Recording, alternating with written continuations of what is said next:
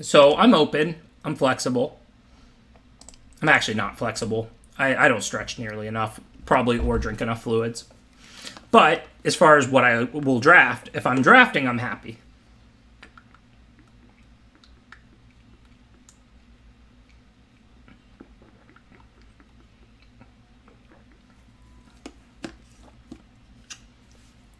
Oh, one pack of each instead of like, mixing them like in the remastered sets. Well, that's interesting. I did love M20 as well, Alvoy. That's one of my favorites. Probably my favorite core set ever, and like way up there for me in sets that I enjoyed.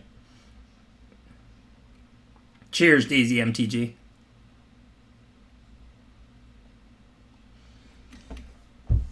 I mean, it's almost become a running joke in the Magic community because there were multiple whole articles written like 5 to 10 years ago up for websites that were paying people, top dollars to write articles, pros, where like, mostly, not exclusively, but mostly about staying hydrated and drinking and stuff. So it became this like running joke with us.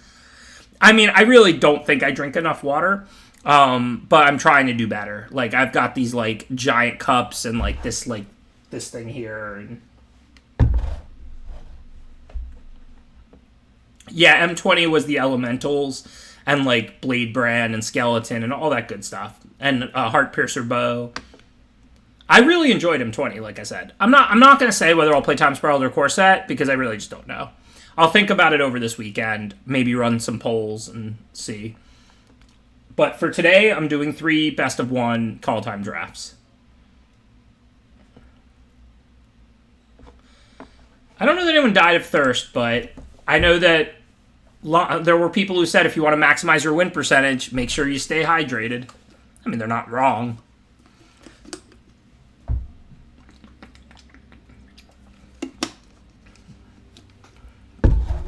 Mythic Common, Audacious Thief, indeed. All right, let's see what we got here.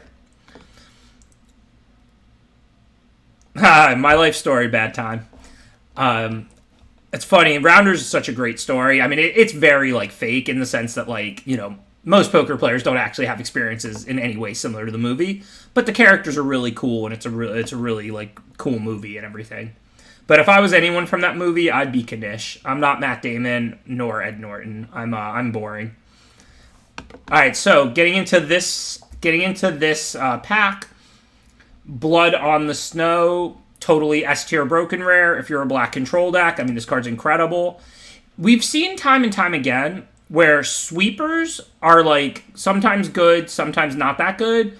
But then if you tack on anything, like, sweep the board, make a 4/4, sweep a board, bring back your 3-drop, sweep the board, draw 2 cards, sweep whatever, they become pretty broken. Because the whole problem with a sweeper is it's symmetrical. So your opponent has to have more than you for you to get value.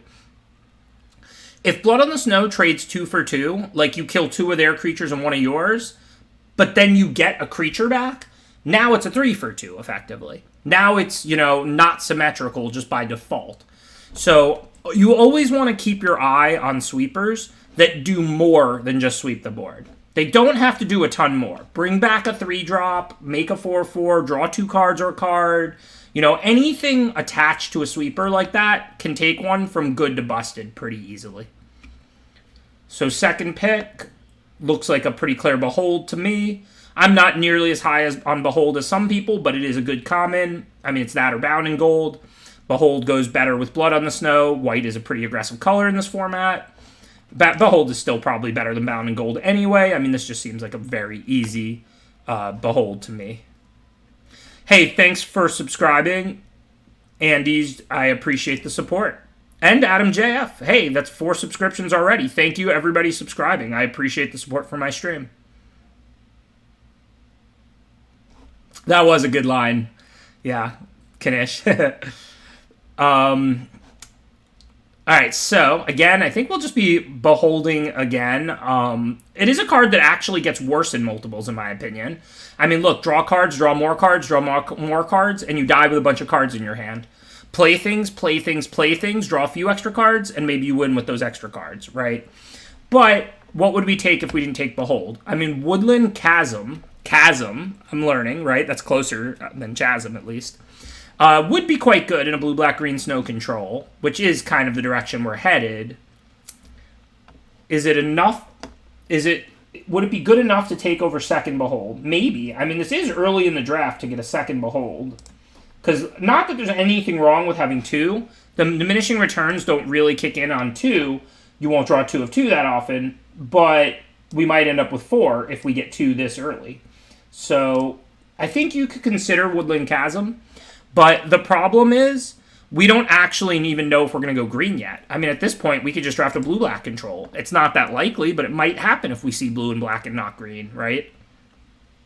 Hey, Chris Gringo, doing what Chris Gringo do, gifting out 5 more subs, making 105 in the channel.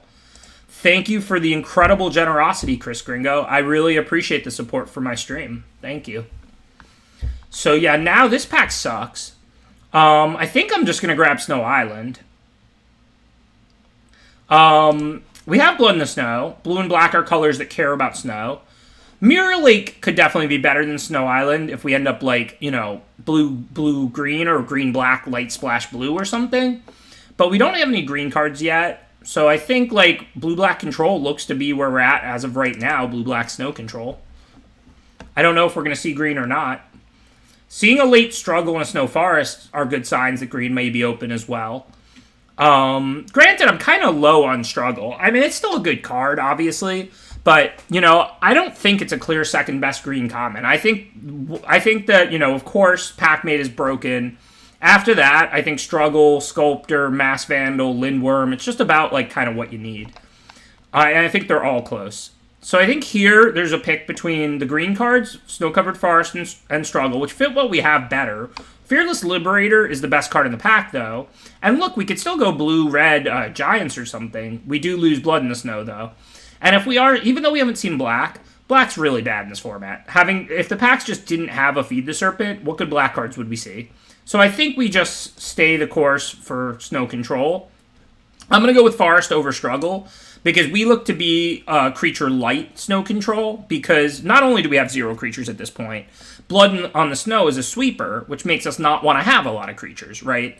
You still want to have some, of course, but the higher your creature count, the worse sweepers are going to be in your deck. So if we're going to try and draft more of a control snow deck around a Blood in the Snow, then I don't think Struggle is going to perform as well in our deck as it would if we were going to be a more creature-heavy snow deck based around like Jaspara Sentinels and Sculptors and Icehide Trolls. We're going to try it. We're not going to want to use like Jaspara Sentinels and Blood in the Snow in the same deck. That's not to say we can't put one copy of Jaspara Sentinel in our deck, but it will have less value in our deck with Blood in the Snow than it would if our deck didn't have Blood on the Snow. Okay, and I'm going to take Snow-Covered Forest again for the same reasons. So we're solidifying a snow control build here pretty nicely. I mean, I've never seen a snow deck where green was the splash, but who knows. We'll probably just end up like blue, black, green, like all 3. At this point, I think we have 3 snow lands. We're going to keep prioritizing snow lands. Priest looks really good for us.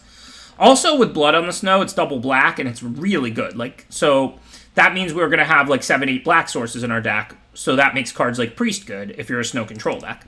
The problem with Priest in general is in snow control is that black is often a very light splash, and Priest, you want to play it on turn 2 and block with it and kill big things in the late game. You don't want to finally hit your black source on turn 5 or 6 and play your Priest, right?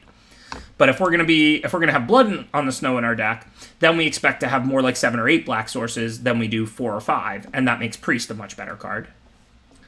So far, sticking with the theme, we're blue, black, snow. I mean, hey, I saw another subscription or 2. Thank you, Nisaku. Appreciate the support. So yeah, I mean, Valkyrie looks pretty good for us. We already have 4 snowlands, and it's only pack 1. It's a nice late game win condition. Seems like that's where we're going to be at. Just a very controlling Sultai Snow. I know we have no green cards, but it's really hard not to play green in a deck like this. I mean, look, if we end up seeing enough blue and black cards the whole way and can just put this together without green, we could always even just play a couple off-color snowlands if we need to. I'm just saying it's highly unlikely that's going to happen. Snow seems open. Green hasn't been. But green is super deep. So we're probably going to end up picking up some Mass Vandals and Sculptors and Lindworms and drafting like a Sultai Snow. Green, black, splash, blue could work perfectly, right? I mean, Behold is a fine late game splash card. We have our early game black card and a double black card. So that's where we're looking. We don't know where we're going to end up, but that's where we're looking.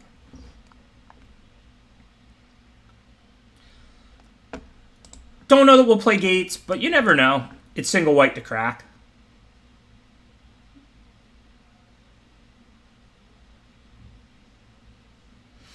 I wouldn't say we're... Yeah, I mean, clearly black is the color we have the most cards of, just literally. But, like, Grim Draugr barely playable, in my opinion, in these decks. I mean, if you happen to pick up a couple Snow basics for a black-red aggro or something, then it's a nice card. In the deck we're drafting, I think Grim Draugr barely playable. And I would say green is, the Snow color. So I would say, like, we're honestly pretty evenly committed to green, black, and blue. But, I mean, Beholds can be a splash. Priest and Blood in the Snow can't really be a splash, and then green is the color that fixes and unlocks your other colors. So the most likely scenario from here, if I had to guess, would be green, black, splash, blue type Snow. But again, it really just comes down to what we open and what we get past. The whole reason I love draft so much is because you don't get to choose what you draft. The draft chooses for you. Thank you, Reed Snake. Appreciate the 23 months of support. I run Yeti if I'm, like, somewhat aggressive, and that doesn't have to mean an aggro deck, like a Boros aggro deck. It just means I have, like, little creatures and I can see myself attacking sometimes. But this deck so far is kind of the opposite of that. Alright, Asika can be good. I mean, sometimes you can produce all 5 and play the bridge for the win, and then other times it's a fine blocker and ramper, right? 1/4 that taps out a mana of any color is pretty good for a Snow deck. This is one of those cards that as a mythic doesn't, like, feel mythic, and it's not. But this is still a good card for a Snow deck. Otherwise, we could take, like, Firja, since we're a black base and single white. Another good card to splash into Snow. Or a Snow-covered Swamp. And black is one of our main colors. I think I'm going to go with Asika. Like I said, I predict that we will be green-black. You pretty much always end up green and Snow. It's just so deep and so good. Thank you, Buy a Canary. Appreciate the subscription. Hope you got some pretty birds. So now I think, a Mistwalker or Frostpyre Arcanist? We do already have 2 Beholds, so Arcanist is on pace to end up good in our deck. But maybe we'll table that. I think we just go with the Mistwalker here. Yeah, Asika's flip side does feel mythic, but you very rarely play the flip side. I mean, you do when you can, but it doesn't happen that often. So as I've talked about a couple of times, starting with Blood in the Snow and 2 card drawing spells, we're going to have plenty of creatures, but we're not looking to put out 1,000,000 creatures and then Wrath. So stuff like just Parasentinel, which I actually like quite a bit in a lot of these decks, is going to be weaker in this deck than it would normally be. Same thing with Goldvein pick. So I'm going to go with Snow Swamp. Especially because if black's going to be a main color where we're going to play several basic swamps, then we're happy to take Snow Swamps a little more aggressively.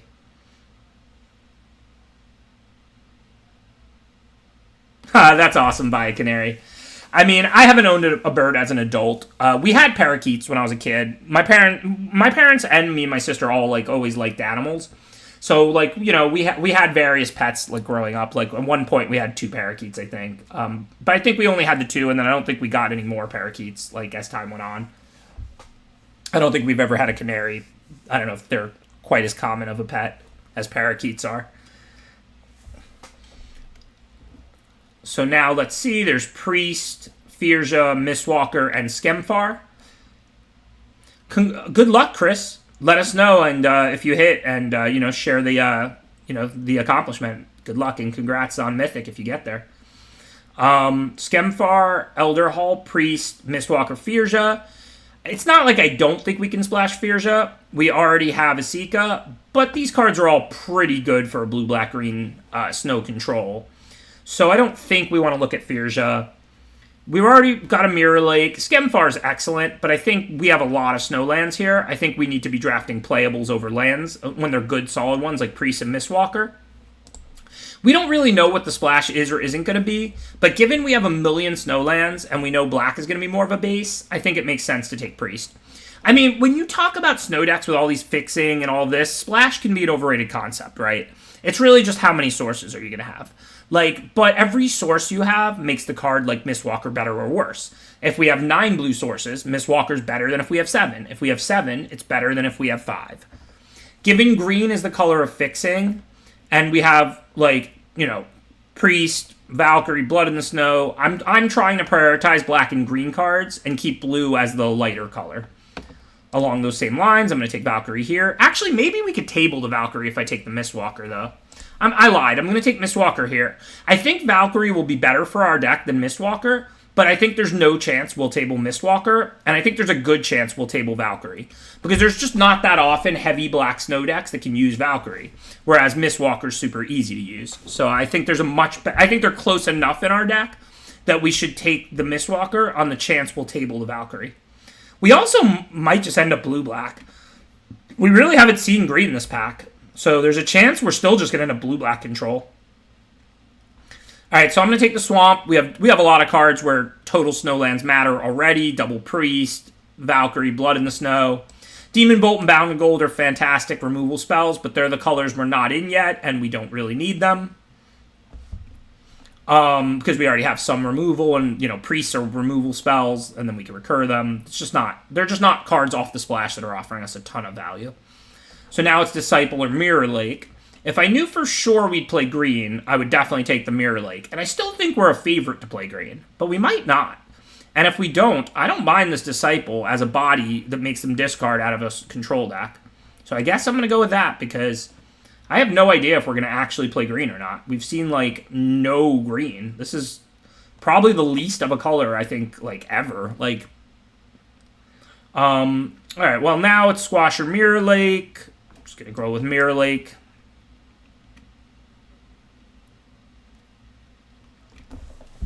Yeah, this has been an interesting draft, actually. Are we short pibbles? I don't know. I don't think we're really short. We might be a little short. Obviously, we can play Yeti if we need to or whatever. But we have 1, 3, 5, 6, 8, 9, 10 cards. Yeah, so we need to pick up a few more this pack. And we need to definitely focus on spells over lands in pack 3.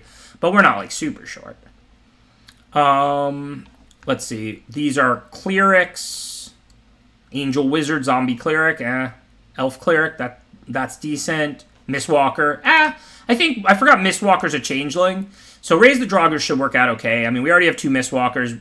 We can get back that in a Priest. It could be pretty strong. I don't think we're going to play any of these. I guess if we are, it's going to be second Raise.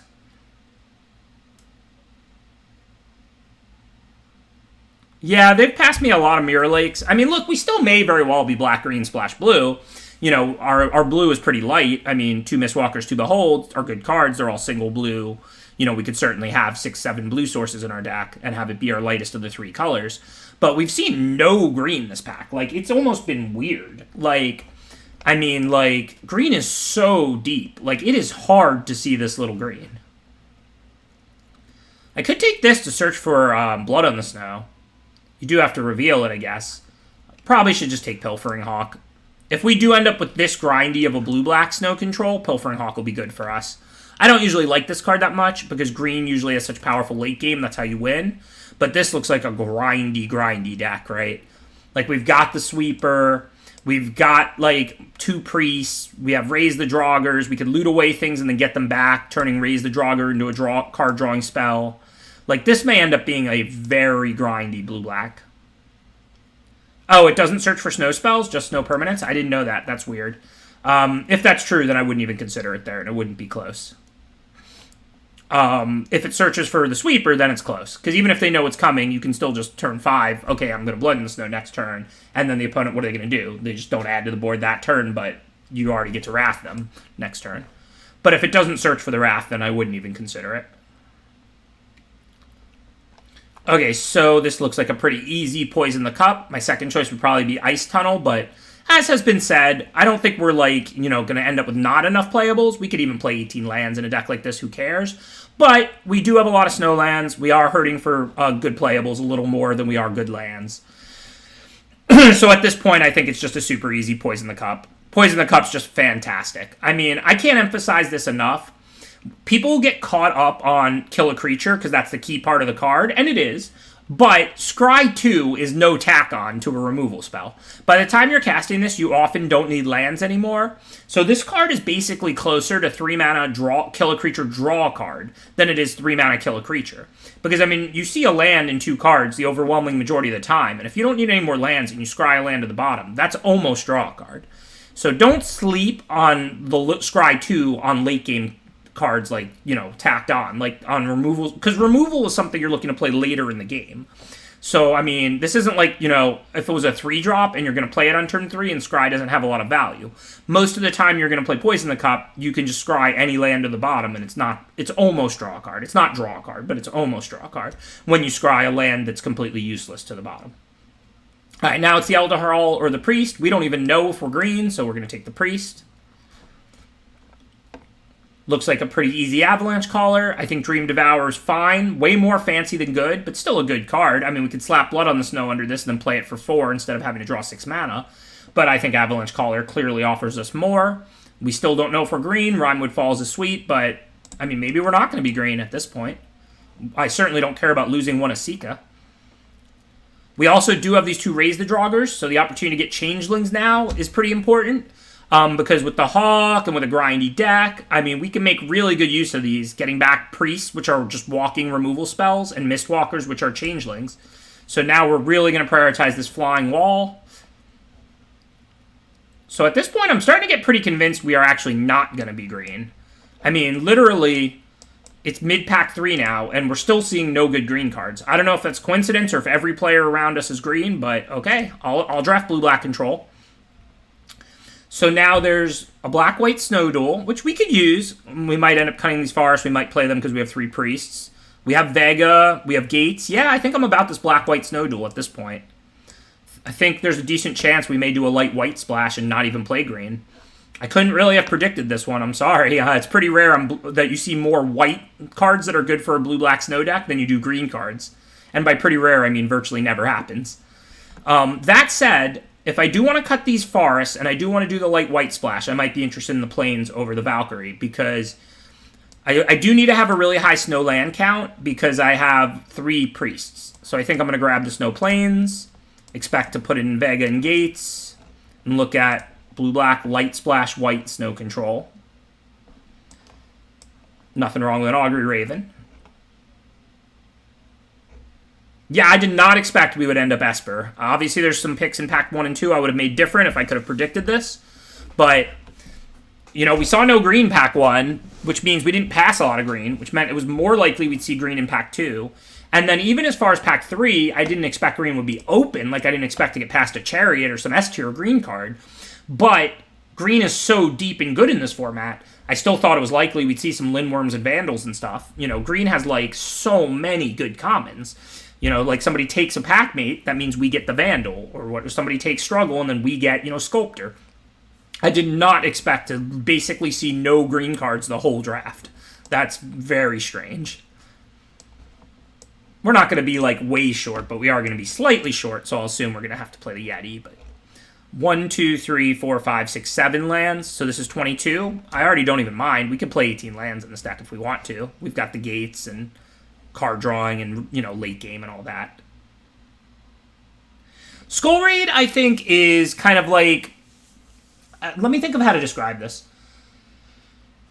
The higher power a format, the worse things that don't impact the board perform. Skull Raid is a very good-looking discard spell. I just don't think it's very good in this format because the format's too high power. I think if you put Skull Raid in, Zendikar Rising, it would be a fantastic card. But I think that I pretty much never main Skull Raid unless I just, need the filler in this format. It's a fine sideboard card. But if you play against an aggro deck, you just can't Skull Raid. Trying to Skull Raid against the Boros aggro decks in this format, or even, white, green, and black-red aggro decks, it's just a joke. You're just not casting the card. So I don't generally look to main deck Skull Raid. This Harbinger should be fine. We've got 2 Beholds and Blood on the Snow. These Raise the Draugrs, Poison the Cup. Yeah, we're just an Esper control deck. I mean, hey, that's a late Gates. I'm happy to pick that up now that we're doing the white splash. Late game card drawing and life gain. Sweepers, card drawing, some flyers, good ground blockers that also kill big creatures in the late game. It's definitely what you'd expect an Esper control deck to be, not that you draft Esper control very often in this format.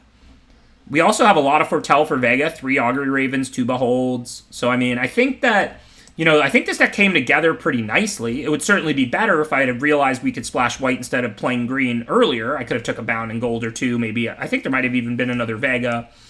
But, yeah, mostly flyers. 3 Mistwalker, 3 Augury Raven, and Valkyrie's a lot of flyers, and Hawk. We also have almost as many non-flyers, right? I mean, Caller, Harbinger, Disciple, 3 Priests, Draugr. Looks to be pretty evenly split between flyers and non-flyers. But yeah, I would not have expected to draft Esper, so sorry to find this one a little late. I think our deck would have been a little better if I would have took white cards earlier. But again, when you're a control deck and not an aggro deck, you're not thinking white in this format. All right, so I think we'll almost certainly play 18 lands because our last couple cuts are not going to be that great of cards. And we have 2 sack lands and a late game-oriented deck. So this is probably 17 lands because that's what it always gives you. So let's assume... Yeah, that's weird on Rando. I thought we would probably... we'd probably whale the Valkyries. Yeah, it was a really hard, really interesting draft, Janice. Thanks for the compliment and the shout-out. I definitely agree. But so I think we'll probably play 43... Even though our curve is not very high, so maybe I'll play 17 lands, because we have Beholds to dig up more mana to make our land drops, and actually, even with 2 sack lands, I didn't realize how low our curve was, because remember, we can play Ravens and Beholds, even if we're stuck on less than 4. And our 4 drops are some of the first things I would look to cut, like Recruiter and Yeti are not very good cards. So, actually, we'll probably play 17 lands and just cut 2. Just because, even though we are a control deck, our curve ended up pretty low. So let's say we're cutting 2 of these. Certainly don't think... I think Yeti is just the easiest cut in the world. We don't have, things that reward us for having snow permanents, really. We need... This only counts snow lands. Blood in the Snow can bring back a non-snow creature. We don't have, Frost Augurs and stuff. And we don't need a ground win condition at all. We'll close in the air, we'll close with card drawing, we have 3 Walkers, 3 Ravens. I think Yeti is just the easy worst card in our deck. Yeah, agreed, Hans. It was kind of surprising to me. What's up, Godfries? So I think now we can cut 1 card. We don't really have to consider curve, because as you can see, we have a million 2-drops and 3-drops. So, it doesn't... Even if we play 17 lands, it doesn't matter whether we cut a 4 or 2. Our curve is great. Let's just try and identify what the weakest card or least synergy in our deck is. Considerations. I think Raze, but I think Raze looks pretty good. We have 3 Mistwalkers, so as long as there's a dead Mistwalker, we're getting back 2 things every time. And then we could also just get back 2 Ravens or 2 Priests or whatever.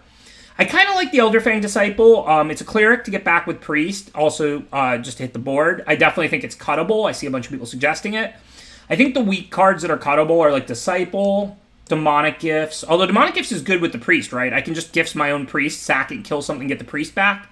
So that can turn Demonic Gifts into removal. So we're probably not going to cut Demonic Gifts with 3 Priests.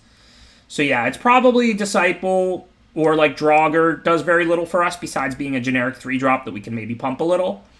Or Recruiter, which doesn't do a lot for us. I think it's one of these. This is just literally our weakest 2-drop creature, our weakest 3-drop creature, and our weakest 4-drop creature. I do like that this is a Cleric, because that means we can get it back with these to raise the Draugrs with the Priests. And this is a Cleric also. I'm kind of leaning towards the Draugr. Because we're not an aggro deck. We're going to be attacking in the air. We have tons of 3-drops. We're either going to play a Mistwalker on turn 3 or an Augury Raven. I think the Draugr is the one that makes the most sense to get rid of, to be honest. I don't love Recruiter, but... I think this is the deck where it will be at its best, and it's a Cleric, so we can get it back along with a Priest with these 2 Raise the Draugrs. Alright, so as far as our lands, we only have 1 white card. We have a Snow Plains and 2 Gates and a Sinkhole, so clearly that's just exactly correct. We're not going to cut the Snow Plains. We're not going to put in any regular plains. Blue and black, I imagine we're pretty even. We have a bunch of early blue stuff, a bunch of early black stuff. We have a little more black than blue, but we also have blue card drawing. So we're just going to be as even as we can be. If we need to be +1, it'll be black, because we have all these black 2-drops and double black. But basically, we want exactly as much white as here, and then we want even blue and black. So right now, we're on 5, 7, 8 black, and 4, 5, 6 blue. So that takes us to 7 black, 7 blue, and then 4 white. It's almost too much white, but I don't think I can cut a Gates. I wouldn't mind cutting a Gates for another Swamper Island, but I don't think we can really do that. I don't think we'd cut a Gates for Snow Forest. I think we have enough snowlands. 1, 2, 3, 4, 5, 6. I mean, I know we have all the priests, but a lot of the creatures are pretty small in this format. I'm not expecting to kill lindworms with my priests. I wouldn't mind having more snowlands, of course, but if I was going to cut gates, it would be for an island or swamp, because we're not on a million black and blue sources or anything. Like, our mana's actually not that great. The problem is, to make it better, I would have to cut, like, these cards, gates, which are pretty good.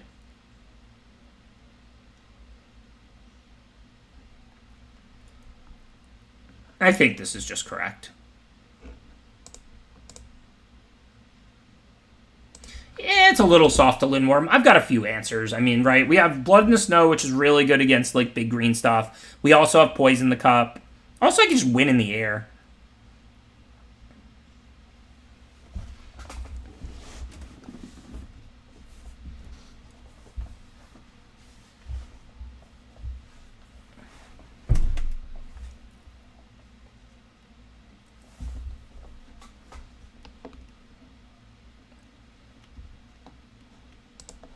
All right, we've got all our mana. That's all we could really ask for. I mean, I don't really care if there's a Plains in my opening hand or not. The White Splash is mostly just for the gates, because obviously, like, this deck is really grindy and doesn't have, like, an incredible late game.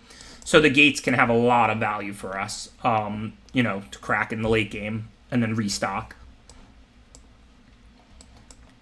I'm going to foretell the Raven here. I don't see a reason to go turn 2 Priest, turn 3 Priest when we're on the play against a green deck. It's not like we need the 0-4 blocker, rather than put out a 3-3 flyer and start hitting them.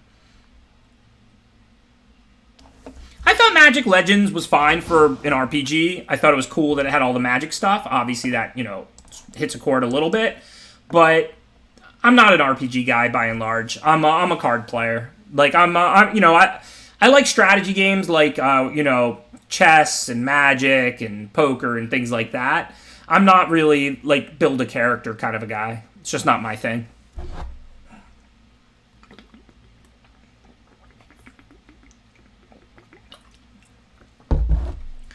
Okay, seems easy enough. Just put out Priest and Disciple. Actually, wait, maybe we want to put out 2 Priests, because I can't block Herald with Priest and Disciple, or they kill Disciple, whereas I can block it with 2 Priests.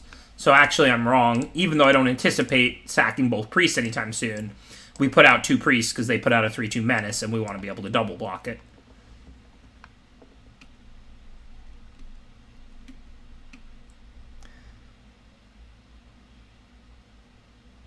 Yeah, I mean, I'm into strategy games. Like, it doesn't, like I said, have to be Magic. Like, I always had a lot of fun, you know, I have fun playing Codenames, I have fun playing Power Grid, I have fun playing, you know, Settlers back in the day and all that. Like, you know, it's just, I like strategy. I like strategizing. And I'm not saying there isn't that in RPGs or in Legends, but by the central focus of a game like that is building up a character.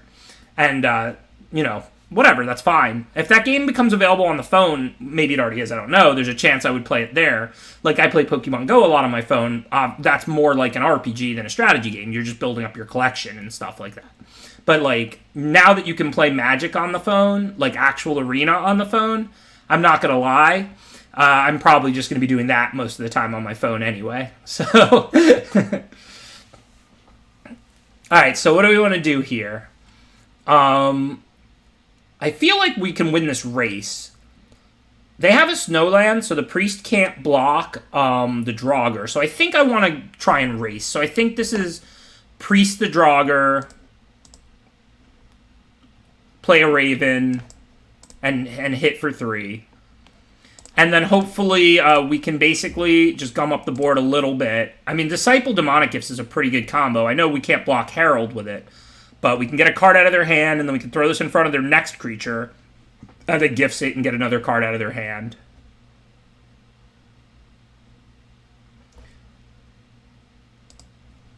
Well, okay. Maybe a change of plans. I mean, I can definitely afford to take the 7. This seems pretty clearly raise the Draugr to 2 Priests and play 1. Or take the 8. I mean, I don't have to block. I guess I lose to Mammoth Growth, but I think that's okay. This does make me want to switch gears, though, because now that I have 2 more Priests and then I can Gifts a Priest, I could try and kill all their creatures, potentially.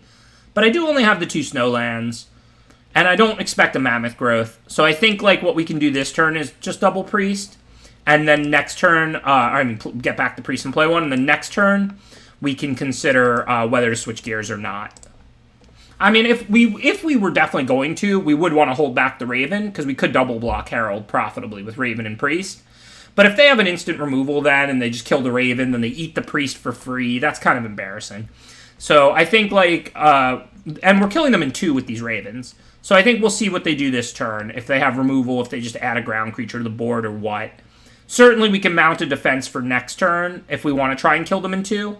And if we want to switch gears, then we can just leave our Ravens back and kill things. So we'll see what we draw. Okay, so we can double spell, but we can't poison the cup and cast anything else, even if we foretell it. We can Priest for 2 and get rid of the War Master.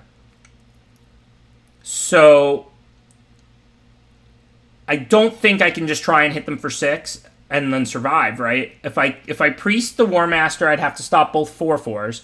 I guess I can chump block Bergstrider with Priest, poison the Cup Herald, but then all they need is a land to pump War Master, and that's threatening lethal, so that's not going to work. So I think... what do we do? I think we can... like, Disciple and leave up Gifts. Does Gifts put the creature into play tapped? No, so if they have removal, it's fine. So Demonic Gifts protects us just fine from removal.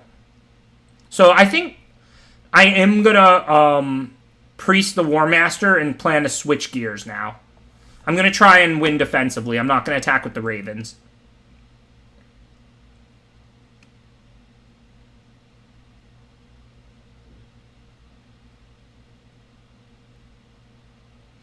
I can't because Poison the Cup is double black, and then Priest is a black, and I only have 2 black.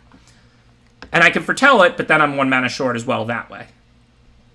So now I think I'm just going to Priest War Master. I know I could Demonic Gifts it. I don't think I want to do that. I can always Demonic Gifts, get back one of these Ravens or this Disciple. And I'm just going to prepare to block.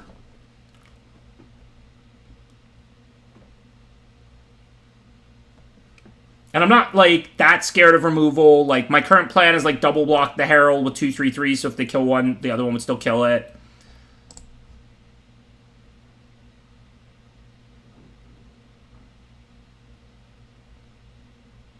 Obviously, I have to chump the Bergstrider with the Disciple, and then I'm just going to Demonic Gifts. I know that's not killing it, but I'll get another card out of their hand,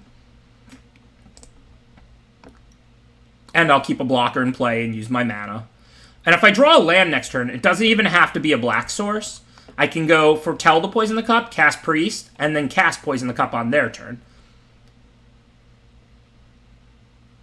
Yeah, I could Demonic the Bird, but now that I'm really just trying to deal with their stuff and not win, like, aggressively, I'm not sure there's a lot of value there. Also, I get blown out if they have removal to kill it in response. So this is only lands, so they only have 1. So they can kill Disciple, and that's it. Looks like I need to Poison the Cup the Bergstrider. Past that, I don't really see any choices. So I guess we just foretell the Poison the Cup.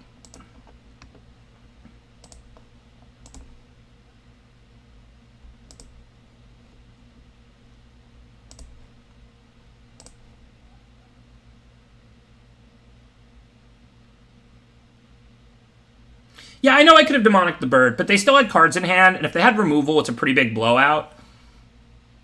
I guess, well, if I attack with Disciple, I guess they could kill Disciple anyway with Priest if they have, like, something that gives Hexproof or something for the Poison the Cup. But, I mean, I'm also just bluffing. They're probably just going to snap block with the Priest, and it felt like having the 1/1 back has some value. Yeah, we probably should have done this during their draw step, you're right. Just in case they top deck a counter or a Hexproof or something. You're right, Ants Man. I have to do it on their turn to get the Scry too, and it's well worth doing that, but I probably should have just done it on their upkeep before they draw. I agree with that. Okay, so this turn I'll just hit with Raven, play Priest, and leave up Draugr. Actually, do I have 2 things to get back yet? No, maybe I'll just play Valkyrie here. This threatens lethal next turn and seems better than leaving up Draugr. Because I'm not going to cast Draugr until this Raven dies.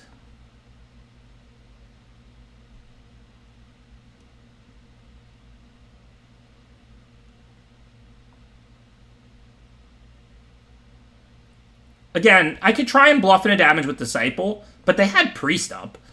I'm not saying it would have been horrible to attack with Disciple. I'm just saying y'all are making it like I missed one. Like, they would have almost certainly just blocked with Priest. Okay, so now we have our chump blocker. I mean, if I need to have a couple of blockers, or at least one with multiple toughness. They only have one Snowland, so even if they draw Snowland, I just need to have like a 3 toughness blocker, or I need to have 3 total blockers. So a Priest should bail me out. So this looks like play Priest and Gates and pass. If they draw removal, I might lose. But even if they kill the Disciple, they force me to chump with the Priest.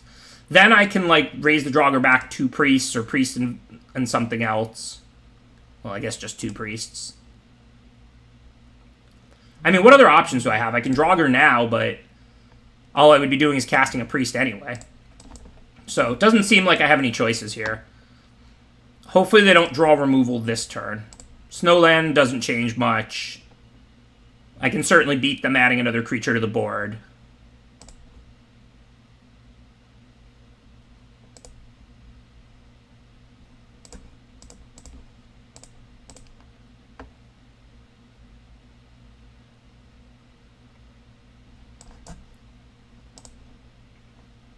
So we either get 2 Priests or Disciple and Priest. We're going to have to block this. So that's an argument for Disciple. The thing is they can Priest it away, which would force me to block with the other one. But they're dying to the Raven in 2 anyway. So I guess it makes sense to get Disciple.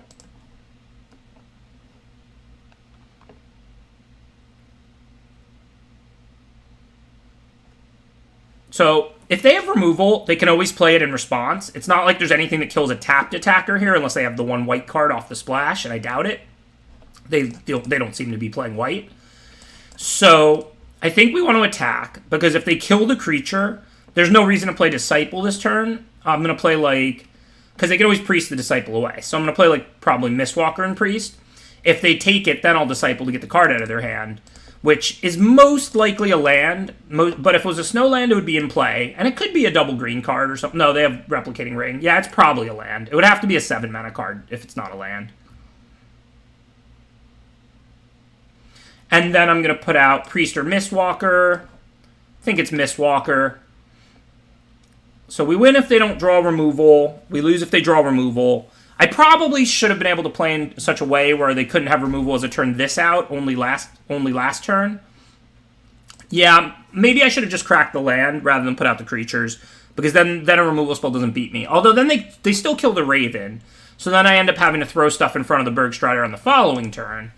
But I do get 2 more cards. I probably should have sacked the land on the last turn.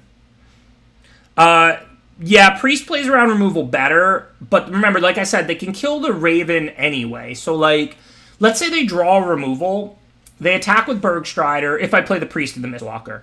I chump with the Priest. No, wait, then they lose to the Mistwalker or the Raven. Yeah, that was bad. Because the thing is, if they can kill my threat in the air, sure, it's better than not dying, but I'm not in a good position anyway. So I kind of felt like whatever, I shouldn't play around removal at this point, because they would just kill the Raven instead of the, like, you know, extra blocker. So sure, I wouldn't be dead, but I'd still have to chump block, and they'd kill the Raven, and then I'd have to chump block again next turn or whatever. But Mistwalker being a flying threat, if I play Mistwalker and Priest, if they top deck a removal, I still win the game, because if they kill the Priest and I block with the Mistwalker, they die to the Raven. If they just attack, I chump with the Priest, and then they die to the Mistwalker or the Raven. So yeah, that was really bad. On the last turn, I should have played Mistwalker and Priest, because Mistwalker being another blocker or another flying threat means I can beat a removal spell. That was really loose play by me on that last turn. Okay, so this hand, obviously bad without a black, our main color, but we have 2 Ravens to do in the meantime. I'm not going to mull. Hopefully we'll draw a swamp right away. If not, hopefully 3/3 flyers will be good enough.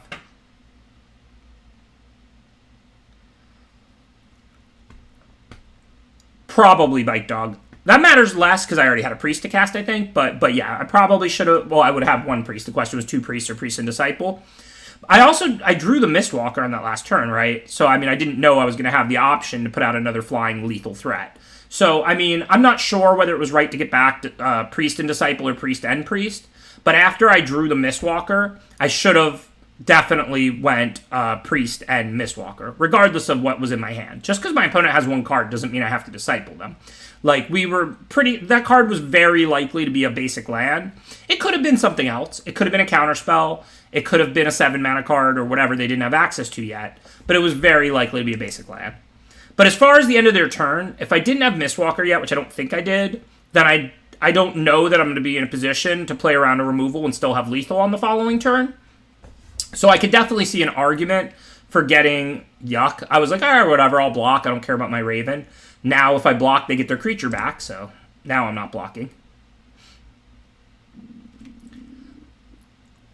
All right, at least we drew the Swamp. That's good.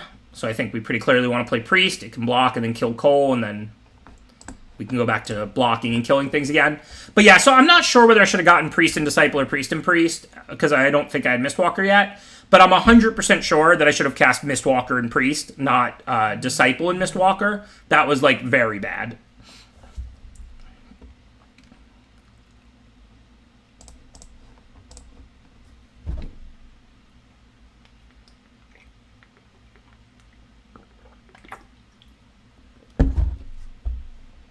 Yeah, Boros is really good in this set. So aggressive. It's almost like a constructed deck, how focused it is. Yeah, I mean, I know that I don't have the Snowlands to kill the Cole right now, but Priest is just as good, if not a better blocker than Mistwalker anyway right now. And if I do draw the Snowlands, I kind of wanted to unlock it. I guess on the other side of the equation, I should have time to play it. Like if I draw lands, then maybe I can double spell with the 2s or whatever. But I mean, if they have a pump spell or a trick, I'd probably rather lose the Priest than the Mistwalker, right? The question now is, do I attack with the Raven? So they can tap a blocker, and then I can block a 3-power, and I take 5. Or I can have, if I have the Raven up, they tap that. Then the Mistwalker would eat the 1/1, so they can only send these. And I can block 2 of them and take like 2. So it's trading 3 for 3. Doesn't seem worth it.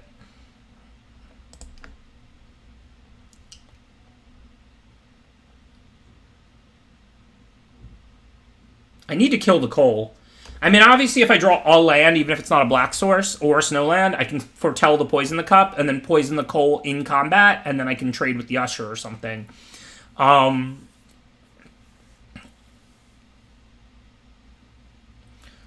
this turn would guarantee poison next turn, yeah. But any land lets me poison.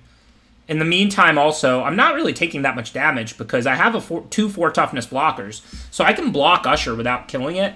So I think like we just want to just put out our best blockers now and play defensively. That was kind of why I played the Priest before the Mistwalker also. I don't think I explained, but because they could have a run amok or something like that.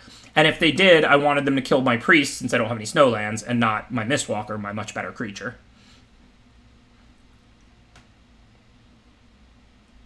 Okay, our blocks seem scripted. We're not really afraid of anything the way they've played this game. We could block a 2 toughness, a 2 power instead of a 1 and not kill a creature. That seems clearly worse. We'll take 1 more damage to remove a 1/1 from the board, and then we'll block the 3 power creature.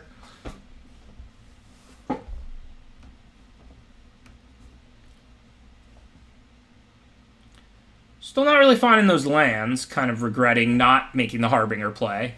I think I can put out the Harbinger this turn, and then if they try and attack with everything and tap something, I'll be able to block and kill Cole, so they probably won't be able to do that. So I guess it's right to play the Harbinger. Harbinger?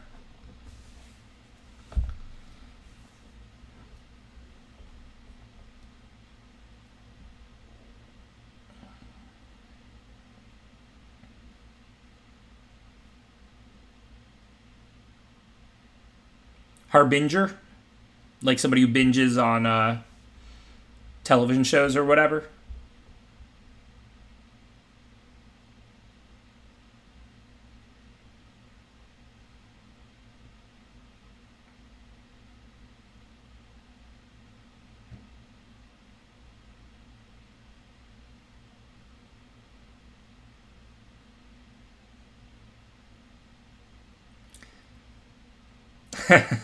Somebody who binges Ben S streams. Well, that's the best kind of binging. Binging booster drafts? Yes, please.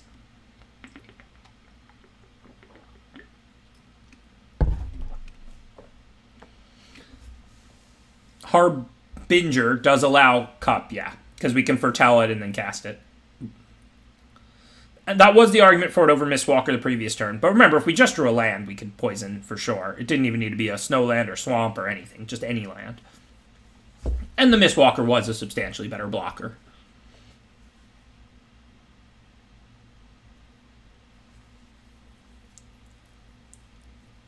More right, Johnny Rock. I call it more right. As in, I'm more right whenever I say anything.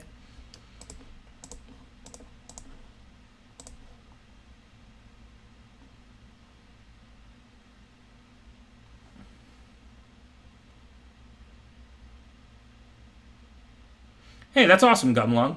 Thanks for the compliment. Okay, so this looks like... Well, I kind of want to Disciple them. Can I afford to do that? They're down to 1 card in hand. Am I going to die? I'll have 5 blockers. Only 1 flyer, but they only have 1 flyer. My blocks on the ground can't be that bad. Am I being too greedy? I mean, I probably should poison the Cup. Like, I probably should foretell poison and pass and then poison on their turn.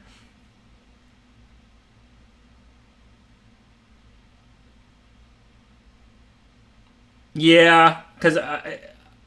yeah, sorry, the Raven's pacified, so it's really 4 blockers, and then they'll tap 1, so it's really 3. 3 blockers is enough. It's not like I'm dead, but I'm being too greedy. I need to poison the Cup here. Standard Benesses.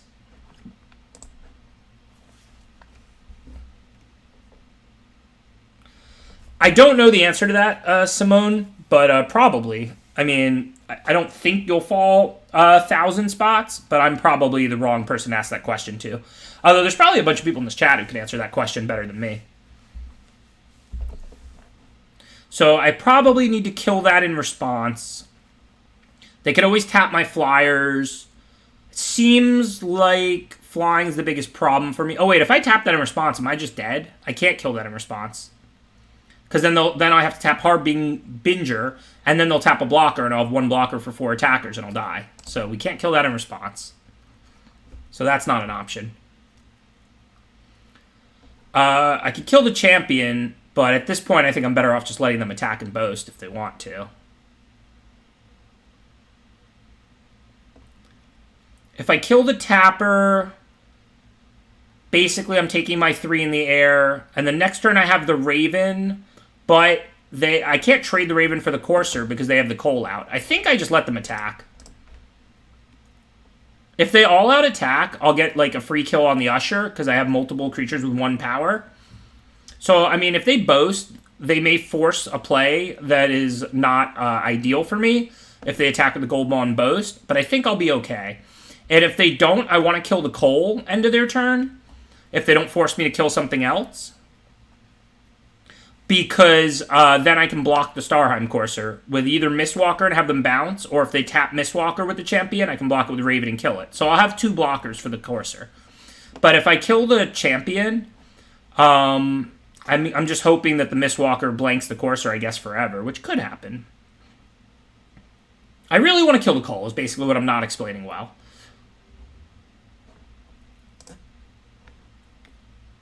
Okay, so now I can't take 5, obviously. If I poison the Cup to Coal like I really want to, I can put Harbinger on the Usher, Priest on the champion, and then I go to 1. And then how many creatures will they have? They're going to boast, so next turn they'll have champion, the 1/1, Courser, and this 1/1, so they'll have 4 plus a boast, and I'll have these 3 plus what I play. So hopefully I can play 2 things. I think there's a chance to stabilize here. Oh, but I will need 2 flyers. So that's kind of a problem. So I guess maybe I do have to kill the boast tapper. So then I probably should have done it pre-combat. Although not necessarily, because it would have resulted in me tapping the Harbinger anyway. So this actually might have still been correct. Because it got me a free kill on the Usher. But yeah, I'm not happy about killing that. Whoa, what am I doing? I want both of these. Oh wait, I don't have double black though. Can I afford to top a Blood in the Snow in the hopes of a black later? I have Behold. Next turn, they're going to boast, but they're going to lose this 2-1. So it's going to be 4 creatures to my 3. So all I have to do is play a creature. So that's fine. Wow, do I bottom this Blood in the Snow? Or this island? Think I'm going to be greedy as usual and bottom the island and top the Blood in the Snow.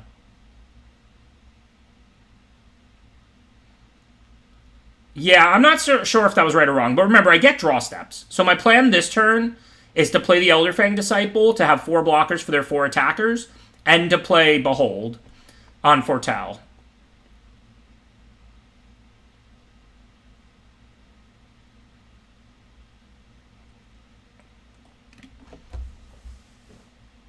I'm definitely not sure that any of this was optimal, but I don't think there was much reason to tap the Boast creature, even the tapper, even if I was going to kill it. I don't think there was much reason to kill it before combat, because I tied up 2 of their mana, and I freed up a blocker. If I had 2 lands up, there would be incentive to kill it before it attacked, but, like, if I kill it before it attacks, I'm tapping a blocker anyway.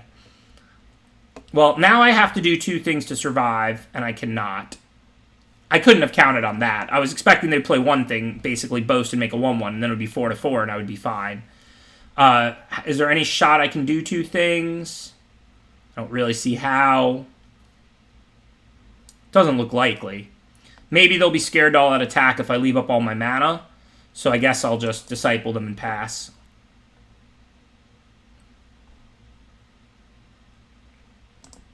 Yeah, I maybe should have left the island on top so I could play Behold end of their turn or something. I'm not saying it was right to bottom the island. Remember, though, it gets me 1 card closer to a swamp for Blood in the Snow then.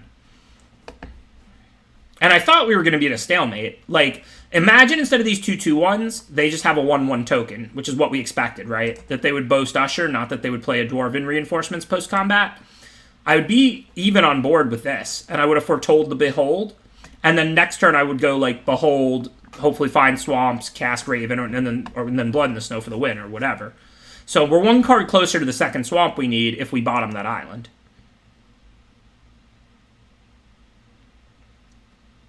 Well, this turn with what they did, being able to cast Behold wouldn't change anything. We'd be dead on board no matter what.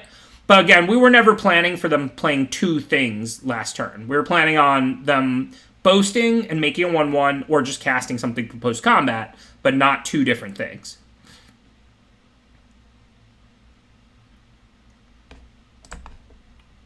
Well, they didn't attack, which is reasonable. I mean, assuming they're not stream sniping, I have 5 cards in hand and 3 mana up, so that's cool. So now we just want to add something to the board. I guess Raven makes the most sense. I can't tap the Harbinger, because then I would be dead on board. So yeah.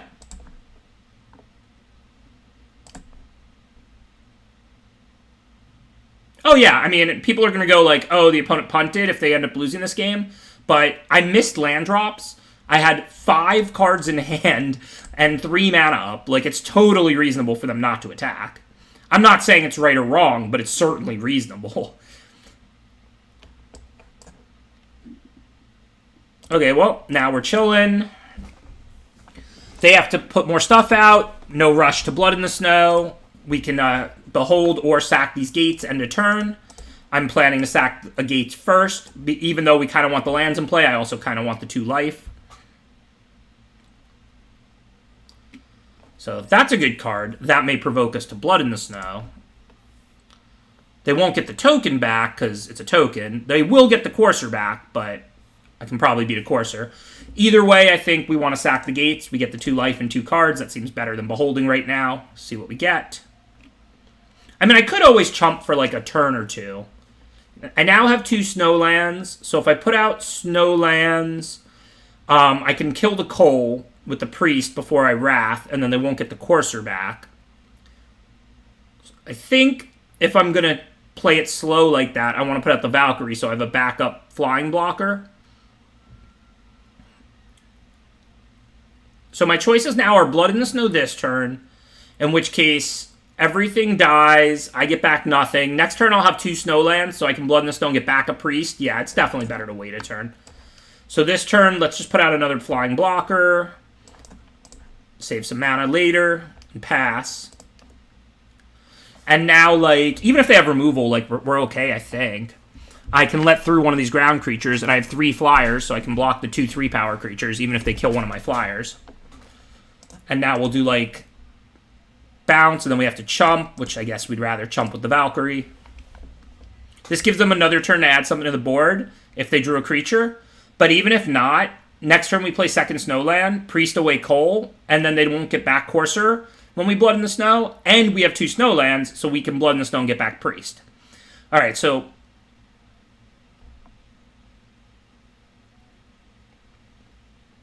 now what do we want to do? We could theoretically pass the turn and wait one more turn, but it's risky. I don't think there's that much upside in that. I think now is the time to play our sweeper. So we want to kill Cole first so that they don't get back Courser when we sweep the board. Then we want to tap Harbinger because it's going to die. I guess we could attack with the flyers first. We're just missing damage if we don't. Because, I mean, they're going to block probably, but one will get through. And they might not block because of Jarl. So, I guess first let's attack with the flyers because we're going to Wrath. I think it's better to get back Priest than make them discard their last card. Their last card is almost certainly a land. If it was a creature, it would be in play. If it was a removal, they'd probably use it. I think now we pretty clearly want to just Blood in the Snow, get back Priest.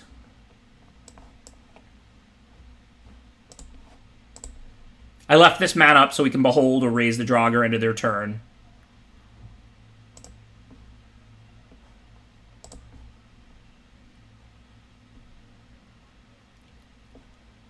Keep Mistwalker? How do I keep Mistwalker? Blood in the Snow just kills everything.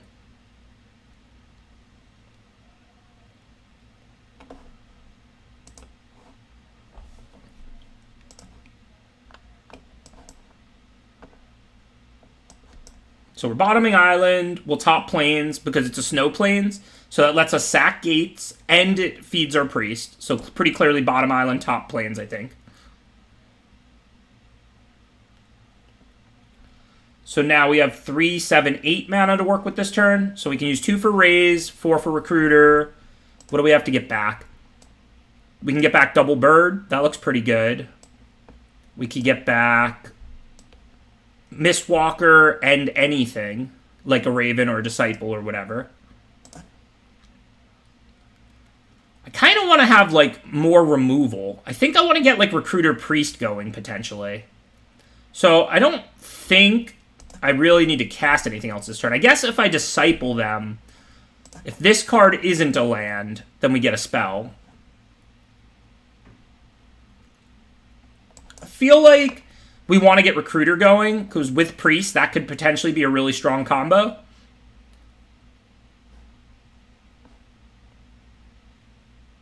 So I think what I'm going to do is raise the Draugr, Mistwalker, and the 1/1 that makes them discard.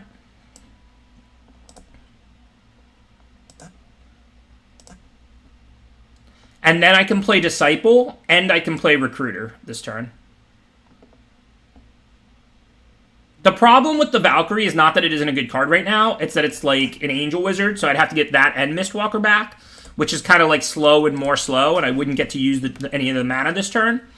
Now, if they only play one thing, I can Priest it, and then I can attack with Recruiter and just get back Priest and play Priest. Kind of build your own really expensive, destroy a creature every turn, right? This is Esper Snow, yes.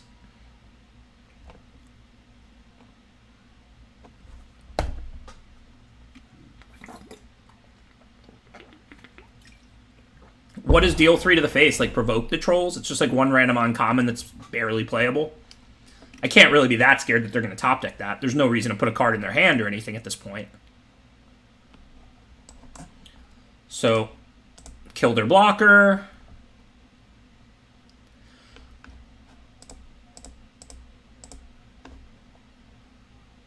Get back our Priest. So we can kill their next blocker and do it all again.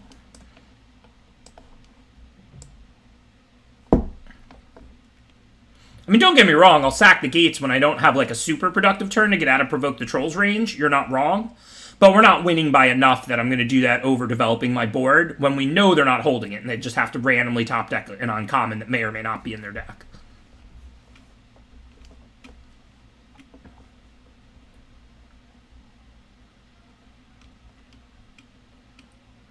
So we have 4 snowlands. That has 4 toughness. Works for me.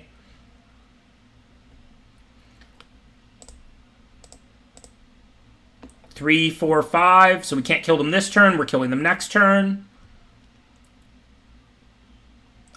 So let's see. We do want to sack this if we can and still get back our priest. We can't play the priest. Then if they play a haste creature, we'll die because of the hammer. I think we're better off just playing priest and Mistwalker. So I'm going to just hit them. I'm not going to worry about them topping Provoke the Trolls compared to them playing like a haste creature. It's so much more likely. Because now, like, we have plenty of toughness to throw in front of a haste creature. Even if they throw all of this on it. Like, we're throwing 8 toughness on it. So, I'd rather play around, like, you know, Doomscar Titan or the 3/2 haste common than Provoke the Trolls. This is my favorite kind of limited deck, Adam JF84. You know me pretty well. Nothing I love more than the grind. Grind, grind, grind, grind, grind. I'm the kind of person, if I could play 1 1-hour game of Magic or 6 10-minute games of Magic, I prefer the 1 1-hour game of Magic by miles. Just the longer and grindier a game, the better. Well, it'll be on the YouTube channel and in the Twitch VODs, Timic.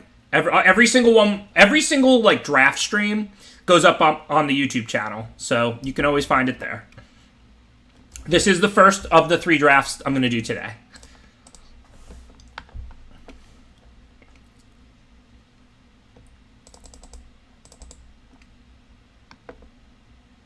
Thanks, Computer Face.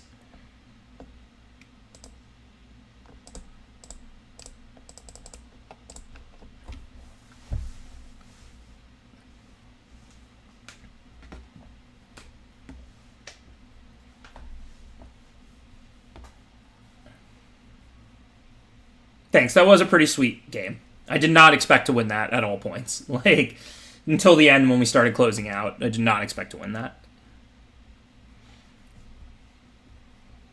I don't have specific plans for TSR or not. Like, I liked Time Spiral a lot.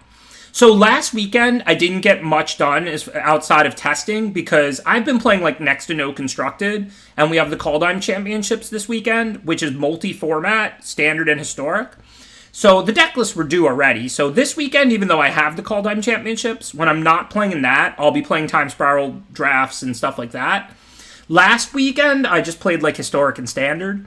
So, like, I, like, didn't get to, like, really test out Time Spiral or anything else. But assuming I really enjoy Time Spiral Remastered and I get some practice this weekend so I can speak about it competently next week, there's a decent chance I'll do it on stream if I like it.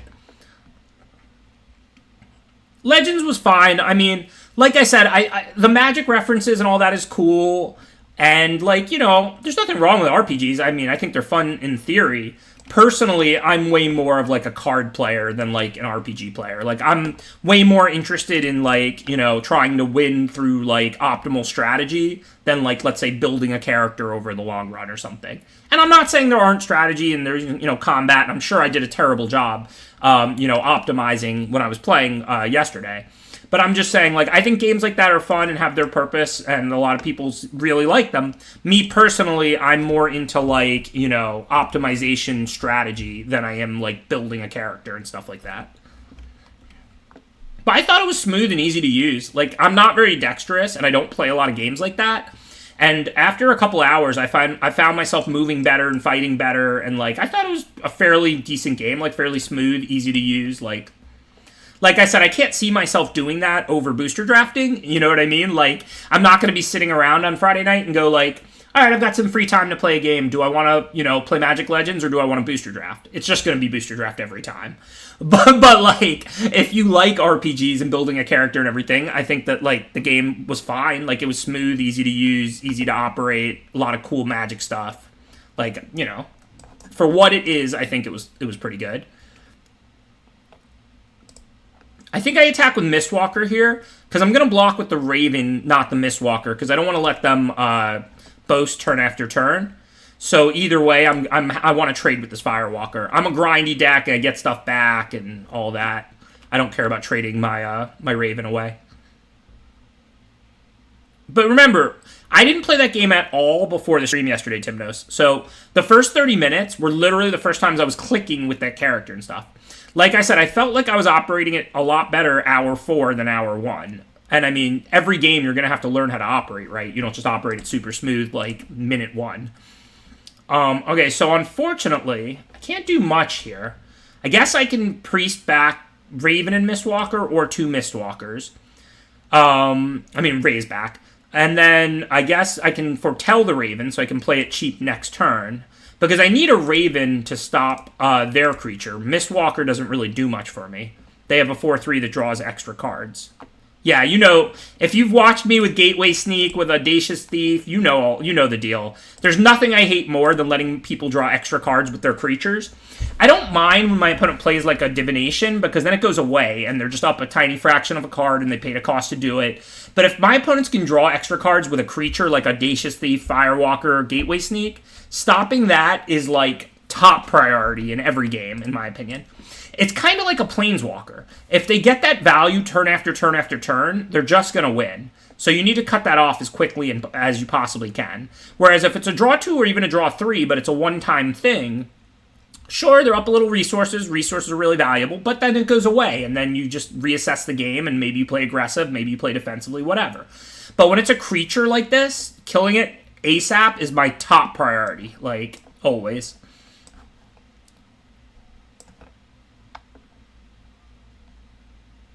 That's the logic as far as why. It's because like a one-time card drawing spell goes away, but having a creature draw a card turn after turn is like having a Planeswalker in play making a creature turn after turn. You just get that advantage over and over and over again. And then you're able to use those extra resources to further prolong the game and deal with whatever the opponent has, and then you get even more resources. It's why I hate Planeswalkers, because they create this sub-game where like the resource advantage will snowball and snowball and snowball, so you're just forced to cut it off as soon as possible. And that's how card-drawing creatures like Tuskari Firewalker and Audacious Thief and so on perform as well. They actually perform similar to Planeswalkers in that regard. Whereas one-shot card-drawing spells don't perform like that.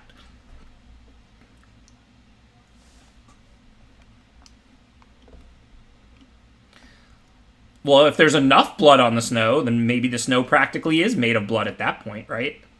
Come on, be reasonable. All right, so they just worked through our Raven. We really can't put a blocker on the Firewalker here that matters. Like, Mistwalker, Pumpet, or Recruiter isn't enough. So all we're really thinking about now is the post-Blood in the Snow game. We do want to cast something, because I'm not going to like double chump yet, and that would just give away our hand. I think Mistwalker is a better card to play here than Recruiter. We don't care how much mana we use. We're just looking to dilly-dally and hopefully be able to clear the board with Blood on the Snow.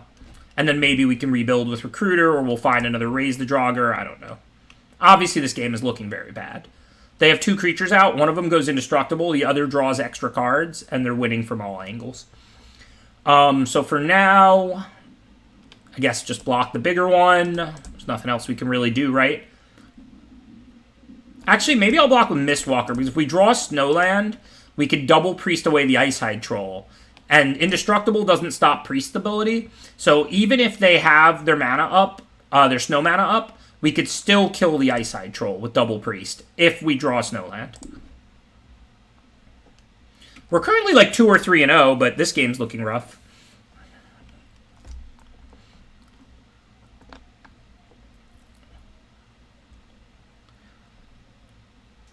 Yeah, I could block the Mistwalker and the Icehide Troll to bait it, I guess. I'd take 1 extra damage that way, though. It seems like it could matter.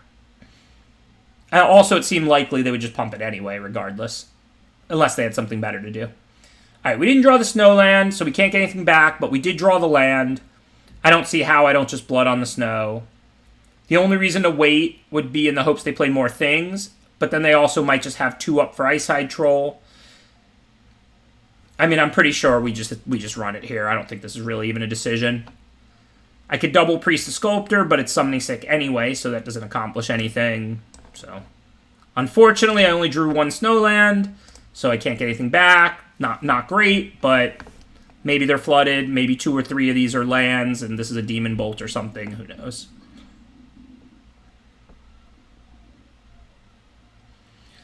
Okay, so if I just Behold and I draw a land, I can still Mistwalker. Of course, I'm going to be bottoming lands. The Foretell card is likely a counter Demon Bolt or Struggle, so I'm not like in a rush to play creatures before card drawing. So I think it makes sense to just Behold. I'm still going to bottom lands, but if I do find a land, I can Mistwalker now. If not, then so be it. I've got 4 white sources, and we're almost halfway through my deck. I think I'm going to top Vega. Got plenty to do in the meantime.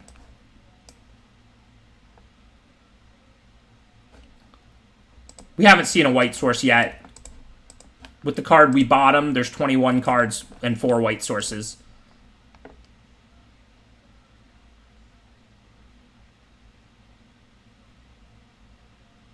So the Foretell card was a struggle. That's not surprising.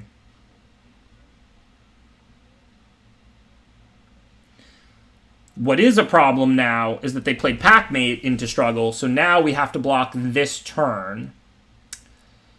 So that's kind of rough.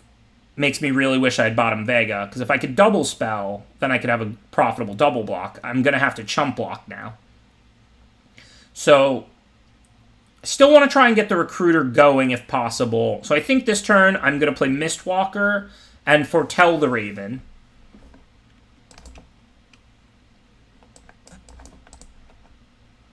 We're probably just going to die, but if they don't have anything and we chump, we're still certainly in this game. If we draw the planes, we can go Vega and Raven. If we draw removal, that's great. Well, it doesn't end the game, but it's also not good for me. I don't know how I can win when that goes off in like a couple of turns. They have 1,000 more lands than me. I might be ready to pack it in. No, I would not have bottomed the planes there. Yeah, I don't think we can beat the Waking the Trolls, right? I don't even think I have outs. How can I possibly beat that going off? I don't have like another sweeper or bounce spell. This is going to give them like a million 4/4s. Right? Too bad there's only one Wrath. Shh, don't tell LSB. He's asleep. We don't want to wake him up.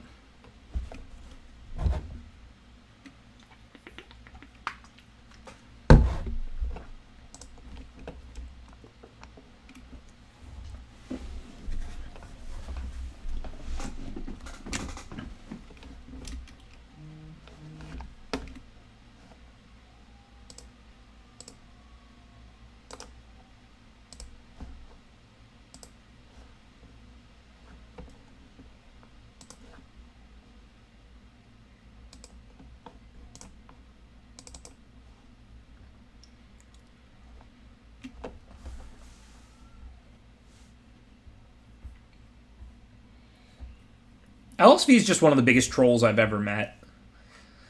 He just loves, like, all forms of it.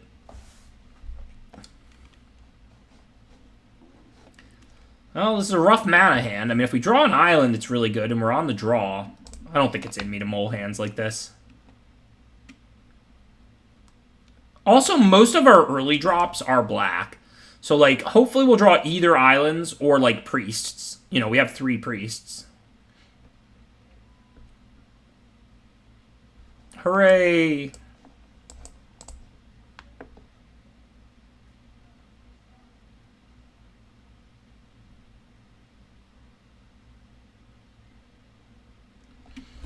Never didn't have it. Siriana knows.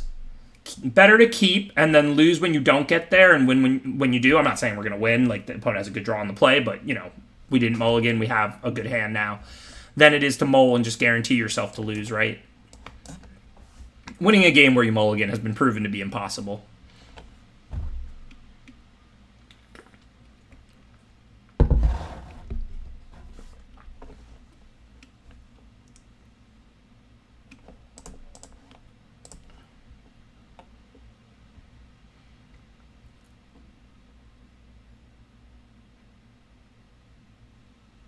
Oh yeah, I mean that's fine. Goon the spoon. I say matter of factly all the time that I'm pretty insensitive. Like it's not meant as a compliment or insult. It's not a brag. It's just a description of me. I always say this. Like a lot of people give me weird looks when I cite some negative about myself, like so bluntly and matter of factly. It's like other people also have negatives, and like if you measured humans on like the hundreds of axes we could reasonably be measured on, if you think you're good at all of them or even most of them, like above 50% at most of them, not only are you wrong, you're just all self-awareness is also just one that you would just measure poorly on. We all have different strengths and weaknesses. Having weaknesses and areas of weakness is not an insult, it's just reality. As far as now, I think I just put out Mistwalker to block again. They clearly don't have Jarl. Well, they could have Jarl. They might have not had, because they don't have land 4. So, I mean, if I Behold, I have to find a 2-drop, or it's a really weak turn, but I look at a lot of cards. If I wait one turn, I can go Vega Behold, and then I get, like, all my mana used and way more cards. Well, your mother knows you best, Mr. Obvious. And as an unbiased analyst, she's the perfect source, so you probably are perfect. Oh, can't Vega and Behold off 1 blue. Good point. That's a problem. Although I guess at this point, we'll just raise the Draugr back to Mistwalkers next turn and play Mistwalker again. Well, we drew the island, but I still think that's better anyway, because we're looking to gum up the board more than we're looking to draw cards.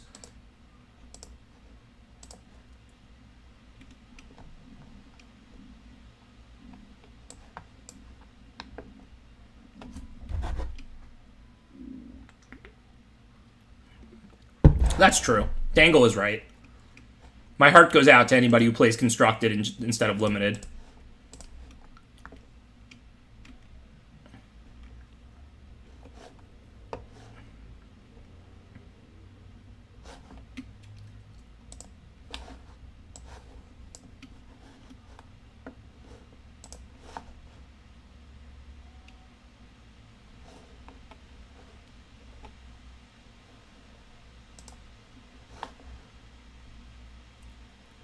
Alright, so now we have a blocker. Looks like Vega Behold time. I mean, I could play Mistwalker and pass and have Demonic Gift and Behold up. The downside is I won't get the extra card off Vega Behold. Maybe I don't need it, though. I mean, I have the late game deck, and if I Behold here with Vega in hand, I'm probably going to find more Foretell. I have a decent amount of Foretell, right? I have like 3 Ravens, 2 Beholds. So this is close. I could definitely go Vega Behold. If they kill Mistwalker, I'm going to take a hard hit, but I mean, they'd have to have a removal for Mistwalker. That would be their turn. Yeah, I can afford to do this. Get max cards.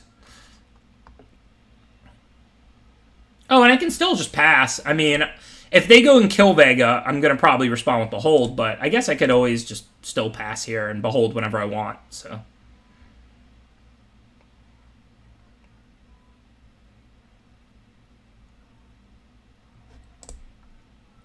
Okay, so Mistwalker can now block the zombie still. +1/+0, not Menace, right? No block on the 4 power, no real choice there. See what we get. I think pretty easy. Bottom the island, top the Raven. I don't know that we're looking for one card in particular, so much as just volume at the moment. So now I can, like, play Raven and leave 2 up. I could play Caller and just and Snowfield, like, Sinkhole or something, and just leave up some mana. This way I can make 4/4 lands to block with, which is pretty sweet. I could play on tap land and play Raven and Mistwalker. That maximizes my blockers. I don't care about trading anything for the Fennel Master. Like, I don't care about double blocking and stuff. I do kind of want to Foretell the Raven so I can get another card out of that thanks to Vega. I think this is land, Avalanche Caller, Foretell Raven, leave 3 up. That looks like it best uses my mana and maximizes my cards. Because I effectively get 2 blockers if I put Caller out, because I get Caller and the ability to activate a land. And then I also can Foretell the Raven so that next turn I can play it for 2 and draw a card off Vega if Vega's still around. So I think this maximizes my resources, right? I get a 1/3 blocker, which is relevant. There's a 2/2 out. I get the ability to activate a land into a 4/4. So I effectively put 2 blockers in play this turn with Caller and the land. And then I also foretold Raven, which is the card I most want to cast the soonest, because I have Vega out. And so I wanted to foretell it and then cast it, not cast it for 4, so I can get an extra card off Vega. Demonic Gifts, having it up is relevant, but I'm not, like, I don't know when I'm going to use it. I don't know whether they're going to cast removal or what they're going to attack with or not. Like, I can't know. Okay, so just on tap and draw now. Seems easy. Now, we do have to beat this Predator. Not much I can do about that in the short term. I've got plenty of blockers, obviously. So for now, I think we need to play our Raven and draw a card, and then we can maybe foretell to poison the cup. I mean, I have all those priests. I kind of need to get to them soon because the Predator's going to grow every turn. But Priest works against Predator. I have 3 of them. I just haven't seen one. But past that, for right now, what do we want to do? I could play the Valkyrie now. Can I race in the air? Is that even possible? Probably not. Probably have to win this game as a control deck. Although with the Avalanche Caller and this many lands, if I can start hitting them in the air and chump blocking, I might be able to race. I'm considering Sinkhole Foretell, Poison the Cup for sure, but I'm also considering casting Valkyrie so that I can start racing in the air, because I have a lot of flyers. Yeah, the Priest ability goes through Indestructible. And I have a lot of Snowlands, but also this is going to grow every turn, so I need to find the Priest soon.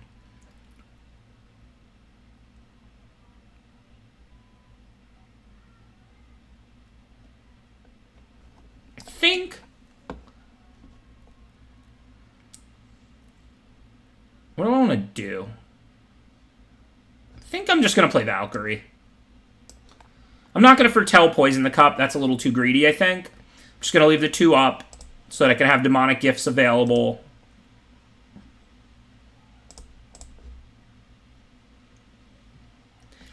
I wanted to foretell the Poison the Cup for sure and dig for Priest, but I think I can win this game as a race. The turn I Poison the Cup the Predator, they can sack a creature and tap it, but then it doesn't get to attack because I can do that pre-combat. So I think my plan is going to be to just try and race. And like now I'm going to block with the Raven and I'm going to Demonic Gifts it. And then I have the Poison the Cup turn. And so I think I'm going to try and race in the air here. I definitely believe it's possible to do. I'm not saying it's going to succeed, but I believe it's possible to do.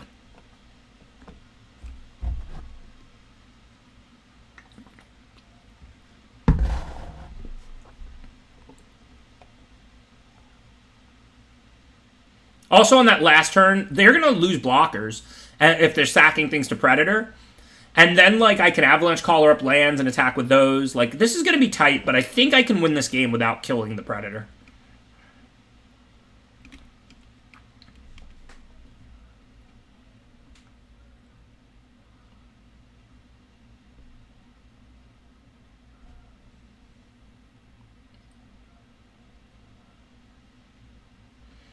All right, let's see. That's decent. So now I have 5/8 mana. So 4 and 4. That looks good. So just attack with like a little bit of flyers that we can. So I'm going to need to have roughly 5 blockers up. So if I'm going to play Poison and Recruiter, plus I'll have the mana up and the Avalanche Caller, that should be fine. So I think I can attack for 5. I'm not going to send like too much, but this attack looks correct. Still leaves me the ability to play the Recruiter, foretell the Poison, cast the Poison. So it's 5 blockers for 5 attackers, and if they like kill 1 blocker, I can take 2. I'll survive. So I think we can... I have to be a little bit aggressive because the plan is I'm never going to beat Predator for like over the long run. But I think, like I said, I think I can race it, which is the current plan.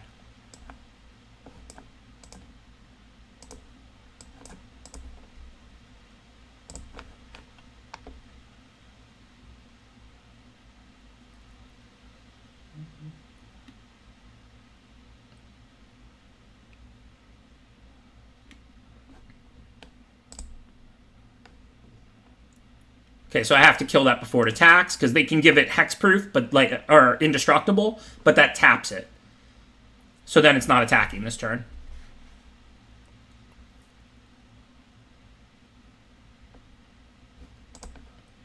They're just exiling cards from my graveyard. Okay, whatever. I mean, it matters a little bit. I have some graveyard recursion, but no, those both look fine to me. We only get one next turn. I'd rather have the priest, probably. No, maybe the walker. Maybe I'm getting... No, because I already have walkers to sink my mana into, so I'd rather have the priest first, I think.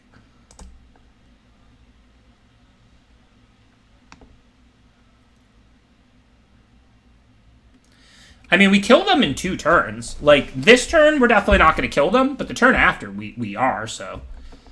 Like I said, I like my ability to race here. Just double block. I'm not really concerned about much. I could put another blocker on or something, but if I had Run Amok, I still wouldn't even kill it, so... If they have removal or Run Amok, they kill my creatures. Life goes on. I don't have to kill Predator, though. It can kill the Death Knell Berserker, taking away blockers. Also, it's just cheap. I mean, I'm not sure whether I was supposed to play Priest or Mistwalker next turn, but there's not, like, a lot of value difference.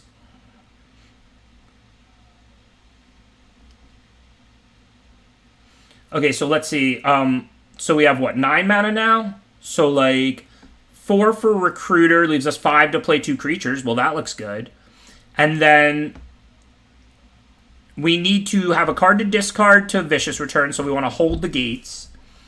And then we ideally have 2 flyers up, and we're going to play Mistwalker and Priest. We can get back Caller, which is important because next turn we can play the Caller and activate lands when we're trying to attack for lethal.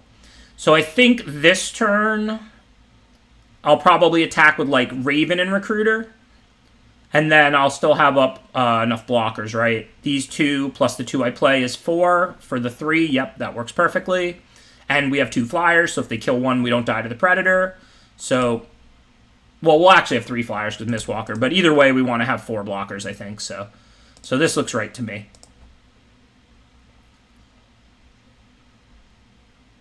Oh, yeah, I can just play the gates. No, then I'd have to discard the Caller. I'm not emptying my hand. I'm boasting with the Recruiter here to get back Avalanche Caller. So if I play the gates, I would have to discard the Avalanche Caller.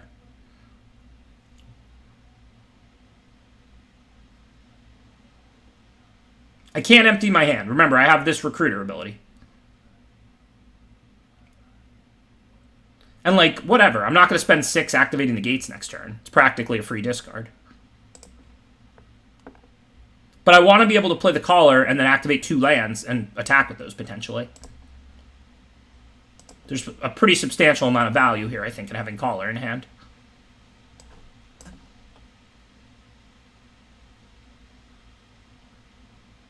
Oh, I could play Caller and the gates and discard Priest, right. Or I could play the Priest and discard the gates and hold the Caller. So the question is, would we rather have the extra creature or the gates? I think it's the extra creature. I don't see myself wanting to invest 6 mana into gates at this point in this game. So yeah, I think what I'm saying is right. Also, if I put out the Caller, then they have the option to kill it on their turn. If I play the Caller on my next turn, I can immediately activate 2 lands if that lets me attack for lethal. Pretty sure this was the right line.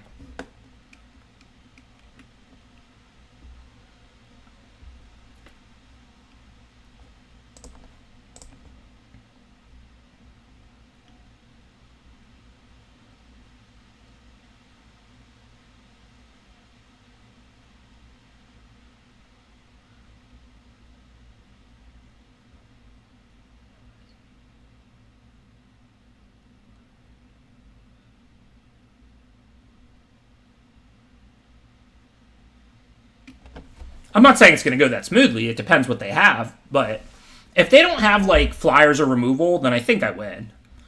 I guess they can leave the Predator back, which is what they've figured out, it seems. So I have to draw, like, a snow land. Well, I'm not. I'm drawing Mistwalker. I can kill a blocker with Priest, which gives me how many attackers? They might just be dead. So they have 3 blockers. I can play Caller and activate 2 lands and attack with them, and I can Priest a blocker. So then they have 3 blockers. Let's say they block my biggest 3. The 2/4/4 lands and a 3/3. How much gets through? 3, 5, 7, 8. I'm 1 point short. Seriously? That's pretty gross. How many times did I miss one this game? What if I just attack with all the flyers? They block like Valkyrie's the biggest. They take 3, 5, 6, 7, 8, 9. Okay, I think I have lethal in the air. If they block the Raven, then I can double pump the Valkyrie and they take 6, 8, 9. If they block the Valkyrie, I can pump the Mistwalker 3 times and they take 4, 6, 8. Oh, wait. I'm pretty sure I have lethal in the air.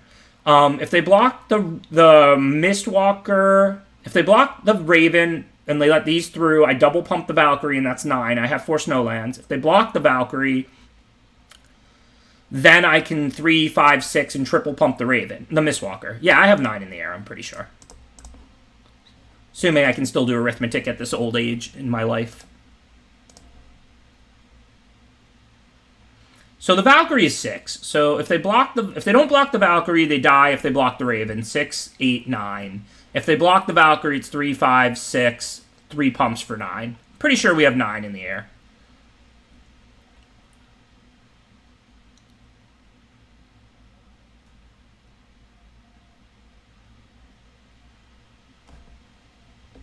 Does have trample, though that's not really super relevant.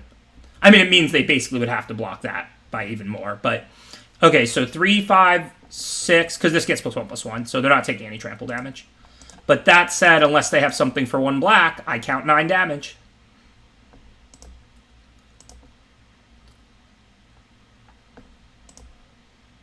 I counted the Avalanche Caller, make 2 bodies, and then priested a blocker and let them block 2 4/4s and a 3/3, and I was coming up 1 point short. 3, 5, 7, 8. But this way it's 9. So 4, 7, 9. Oh, yeah, you're right. I could have priested. If I needed to deal extra damage, yeah, I could have priested the Predator pre-combat, and then the trample would matter. I mean, it's barely more, but it is more. Because then they would block, like, the Raven, and then they would take the, like, 6, 8, 9 exactly, or whatever, that way.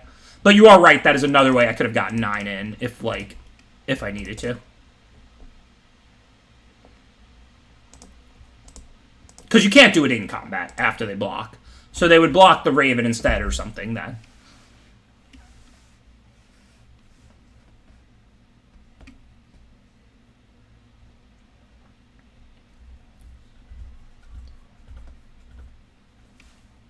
Thanks. Yeah, that was a fun one.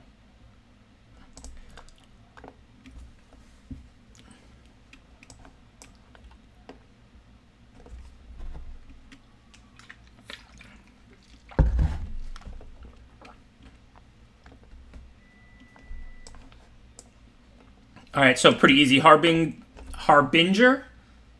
Harder to pronounce than the choice as far as what to do on turn 2. Because with all these foretell cards, we'll be able to use 4 mana effectively on turn 3. So we definitely want to play the Harbinger. Whether or not we can pronounce it, that's a different story. So I'll probably just Behold first here. We don't have a white for Vega. We want to find lands because we have so much business. So I think the first order of business here is Behold. Sometimes you want to play your card drawing later. But if you don't have lands and you have a handful of spells, then you want to play your card drawing first so that you can make land drops and dump out all your stuff. If my hand had a couple of lands in it and a couple of spells, I'd be more inclined to save my card drawing for last and do my spells first while making my land drops. So I do want lands, as I've been saying, although I do want a plains. I think I'll just bottom island and top swamp. We still probably get another land because we're drawing 2 and then drawing for a turn. But this is a snow swamp, so it's a lot more valuable than a non-snow land in our deck. And we're looking for a plains. So top the 1 snow swamp, bottom the 1 basic island makes a lot of sense. So now we can like Mistwalker and foretell poison. We could like Mistwalker and play Elderfang Disciple, or Mistwalker and Pilfering Hawk.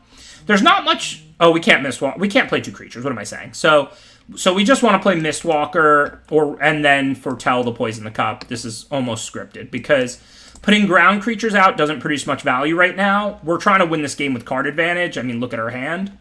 So we want to put out as many flyers that can block and impact the board as possible. And we're not concerned at all with, like, the speed at which we get out ground creatures.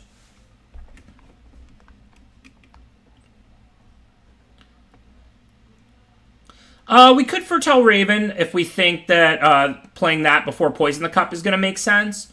But I think we're just more inclined to play Poison the Cup than Raven sooner. Okay, so I think I'll take the one extra card now. Just play like, So I could play Vega and then Poison the Cup and block with Vega. I guess if they don't do anything, I don't even have to block with Vega. I could play the Raven and Poison, but then I missed the Vega card. So yeah, I think I'm just going to play Vega. I guess at this point I might as well attack with the Harbinger, because it's not doing anything. And then if they have like removal for Vega or something, who cares? I'll Poison, I get the card off Vega, I take 2 or 3. If they go right to combat, I can just Poison the Valkyrie and take 2. I don't have to block with Vega. So we'll see what they do.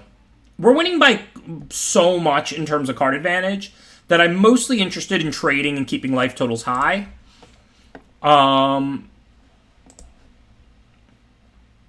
That said, they could even have Run Amok.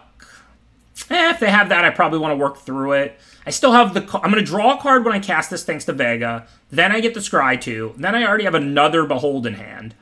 The only thing worth noting, though, is they have 1 card in hand. So if it's a Run Amok, if I play around it this turn, I can make them discard it next turn.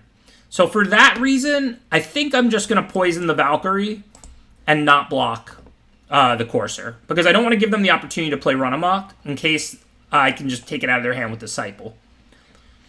So, like I said, I do kind of want lands. I could just top both of these. Next turn, we're looking at what? Disciple and, like, Foretell or put out Raven. I kind of want an on-tap land, actually. Then I can play Disciple and Raven. So, actually, I lied. I'm going to bottom both of these. I went from top both to bottom both.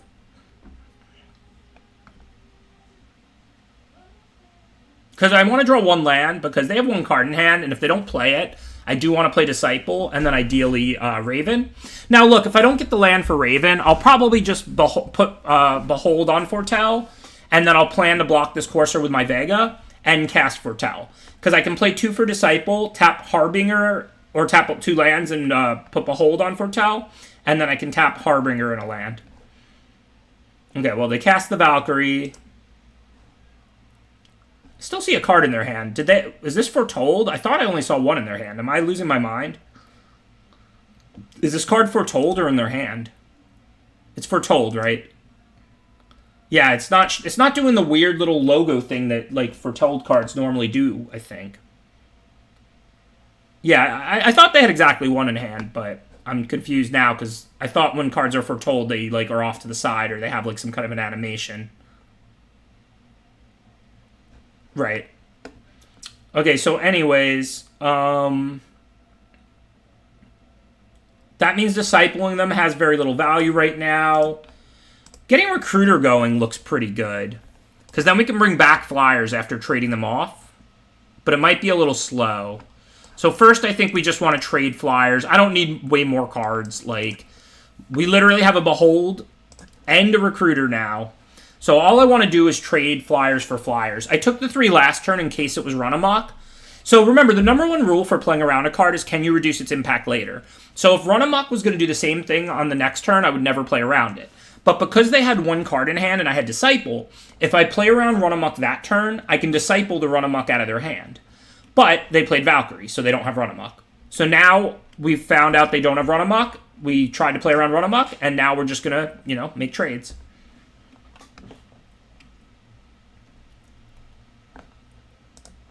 So that's kind of annoying. They don't have any other auras to get back. I think I still just take this double block. I mean, we're really up a lot in cards. I'm really just not that worried about the card advantage. Remember, I still have a Behold on Foretell and a Recruiter to buy back Vega if I want to. Okay, so now they're down to 1 card in hand again. Seems like a pretty good turn to disciple them. Play the recruiter.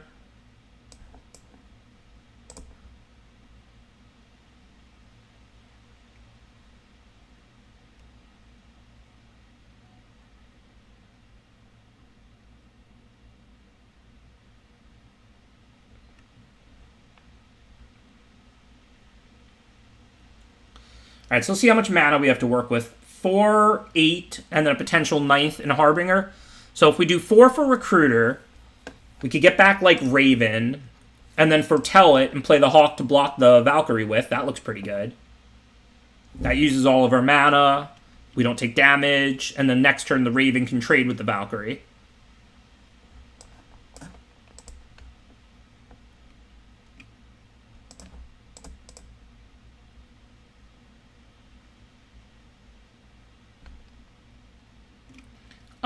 Boast, Vega, Behold. Yeah, that's an option. Is that a better one? Yeah, maybe it is, because we can, yeah, you're right, that's better. Because we can Behold on their turn. And we can block with Vega and still get our card. Yeah, this is better, you're right. I think just playing Raven, yeah, that might have been even better. I don't know why I want to chump with the Hawk so bad. Wait, Auto Tapper, what are you doing? I don't have double blue now, right? I think I got by the Auto Tapper here.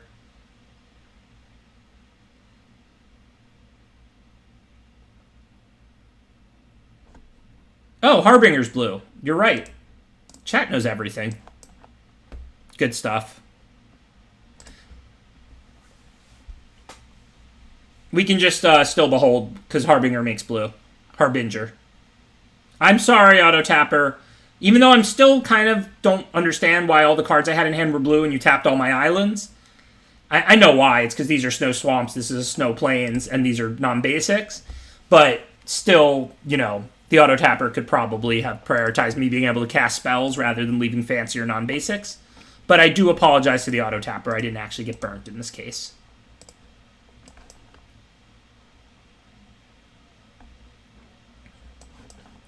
So, do we want the demonic gifts? No, we have to have a fly. Oh, yes, we have Hawk, so we definitely want the demonic gifts, because we can just demonic gifts the Hawk.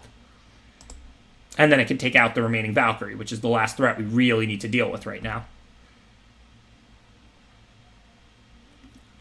Okay, so we drew Raise the Draugr. We can get back. This is a bird spirit, and that's a bird too. So we can get back Raven and Vega. But I think this turn, we're almost better off just playing the Hawk, because we have demonic gifts to use with the Hawk to kill this Valkyrie. Yeah, they can fly the Dwarf. I mean, we have this land to gain 2. Do we have enough mana to do everything? We have 5, 9, 10-ish mana, because I can tap this for Raise, or for demonic gifts. So I think we do have enough mana. What if we just go 1, 2, that leaves us 3, 6, 8 to work with. We can cast like Vegan and we can cast Raven and Vega. I think I'd rather just sack the land.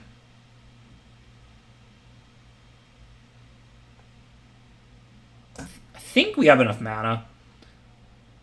For demonic gifts, we need Harbinger, and a swamp, and then we still have 6 left to sack gates.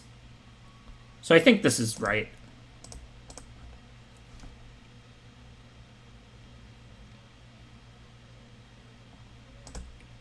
It's a little annoying. I don't think it actually really changes anything. Whatever they give the 3rd toughness to, we can just block that one if we don't want to take the extra point of damage and let them get a treasure.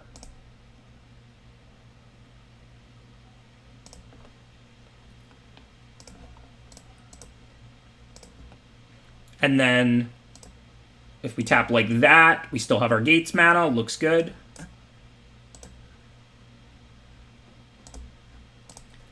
I wasn't trusting the Auto Tapper. For all I knew, it would tap.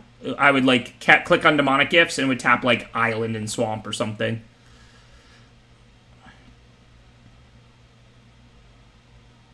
Hey, what's up, Elias? Thank you for the raid. Really appreciate it.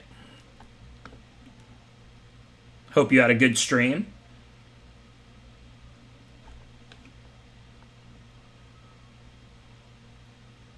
Okay, so we just want to get back something we can throw in front of the Valkyrie, which is going to have 3 toughness. So we want to play a Raven for sure.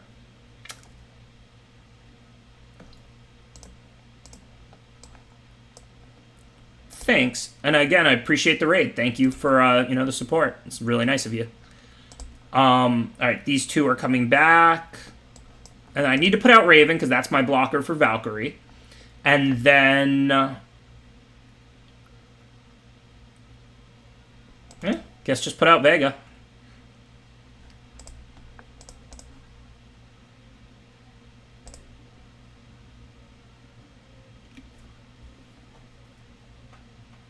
Well, I'm not against killing flyers with Priest. I have plenty of my own flyers, so I'm not like super scared of losing in the air.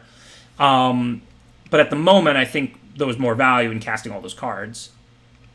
See what we draw next turn. I could always loot with this Hawk, too, so I probably shouldn't just play basic Swamps now that I have plenty of mana. But at the moment, I mean, I'd rather sack Gates. How much mana do I have? 6? Okay, so I can Gates and double Priest if I play a land. So I think this turn we start by sacking Gates and see what we get. If I foretell the Raven and play it on the following turn, I can draw a card, but you can't play a card the turn you foretell it. And I think it was more important to get the 3/3 flyer out to stop, you know, their creatures. So now, do I play double Priest or do I play Mistwalker? So if they attack right now, what are my blocks? I could, like, chump the first strike one and trade, like, the Raven for with the other one. I could, like, triple block the first strike one and then take the other one. So I think I'm pretty good in the air. So I think I just want to play the Mistwalker here. Because, like, we're just in a stalemate on board already, basically, and I'm adding another good flyer. I should be able to take off a turn. If they brick, like, I can always play double Priest next turn. If they have something, Mistwalker substantially improves my blocks. I'm holding the land because I have the Pilfering Hawk, so I might loot away a non-snow basic like this. Okay, no problem. Doesn't have first strike or anything. We can trade.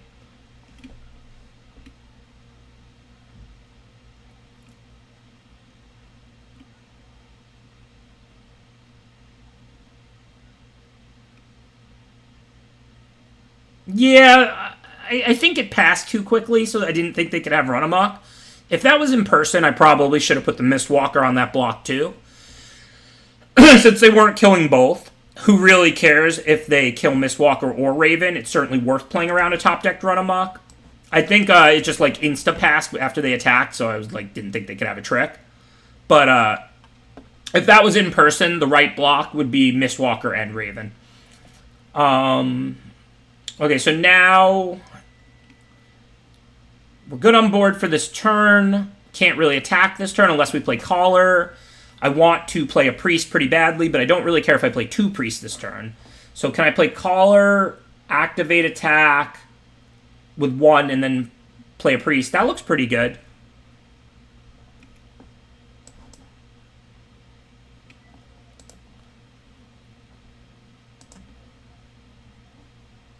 And then I can even still have the Hawk loot end of their turn or something.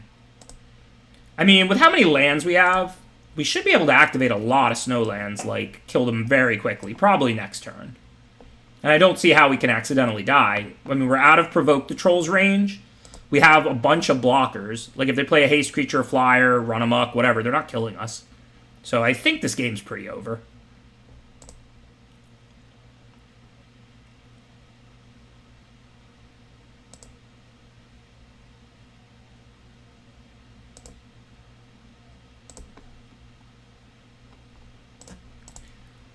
I think we most likely can just lethal them. But let me make sure, before I discard the land, that doesn't give us an extra Avalanche Caller activation. 2, 4, 6, and 3. No, it doesn't change anything. Right now, we can make 3 lands into 4/4s. One more land doesn't change that. And then Priest their better blocker. And activate up all our lands for the win. Life is good.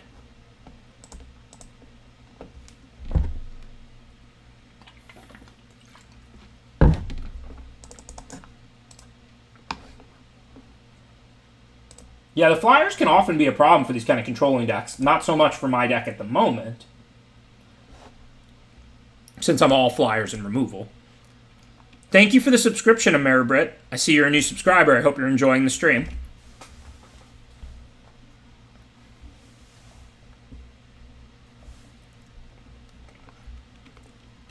Yeah, this deck's fun. I love grindy Magic. This is why I liked M20 with the Blade Brand and Skeleton and the Bone Splinters and all of that so much. And I like Theros Beyond Death because you just draft these like ridiculous self-mill decks and go through your whole deck. I appreciate the support. But the grindier the decks and the lower power, the longer the games, and the more setup and play back and forth there is. That's why I really like low power Magic and grindy Magic. I really hate like when you just like play a card that's better than your opponents and win, or they do, or you just curve out and kill them. Like it's like that's so not interesting. Like it's fine, like whatever, it happens once in a while, but the more that you play games like the ones we've been playing with this deck in a format, the more fun I have, at least. Like, to each their own, but... Yeah, War is not one of my favorites. You are completely spot on, Obo Mobo. My favorites in recent times are Zendikar Rising, M20, Theros Beyond Death, and then obviously going back, Dominaria, and so on. Yeah, so I'm definitely streaming tomorrow. I'm participating in the Sweatsuit Invitational. Ads and chats, we have to kind of see, like, it's kind of a tentative Thursday schedule now, because that's 5 rounds, single elimination, so I might be in the Sweatsuit Invitational for 5-6 hours, or I might be in it for, 45 minutes, right? So I can't really plan exactly what Thursday nights, whether there'll be ads and chats, whether there'll be Kaldheim drafts other than the Sweatsuit Invitational or not. My tentative plan, since that starts at 7, is to start the stream later, more like 5. Maybe do a draft, then do that, and then if I get eliminated quickly, we can finish out the previous draft and do ads and chats. If I play that all night and play 5 rounds and it finishes at 12 or 1 a.m., no big deal. I'm not an early to bedder, but then I'm not going to do ads and chats for hours starting at 1 a.m. Eastern. So we just kind of have to play it by ear Thursday nights now, which is a good thing, by the way, because the Sweatsuit Invitational is awesome. Having like a weekly streamer draft with a bunch of good streamers, pros, and all of that, like to do every Thursday night, assuming this continues, is awesome. I'm like super grateful to Hunter for organizing this, and I'm super excited to participate in it any week I'm invited and I can. We can't do it tonight because I have one of my weekly coaching regulars Wednesday nights after the stream, but I will consider the fact that Thursday nights are shaken up that way and think about if there's different ways I can schedule things. Okay, so here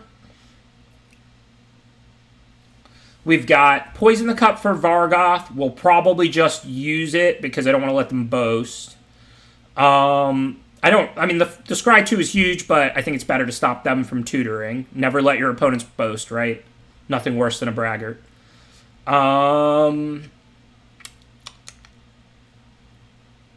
Yeah, and then next turn we have 2 4-drops. Probably play Recruiter, but it depends. But we're nowhere near priesting it away. We only have 1 Snowland. I think we pretty much just want to Poison the Cup. They might have Demonic Gifts or whatever. I'm just going to kill that now because otherwise they're just going to attack, and then I'm going to kill it at the start of combat, and that just gives them the ability to play Demonic Gifts or something. So I'm just going to Poison the Cup it now. Thanks, Evo, appreciate the subscription. Thank you for the support.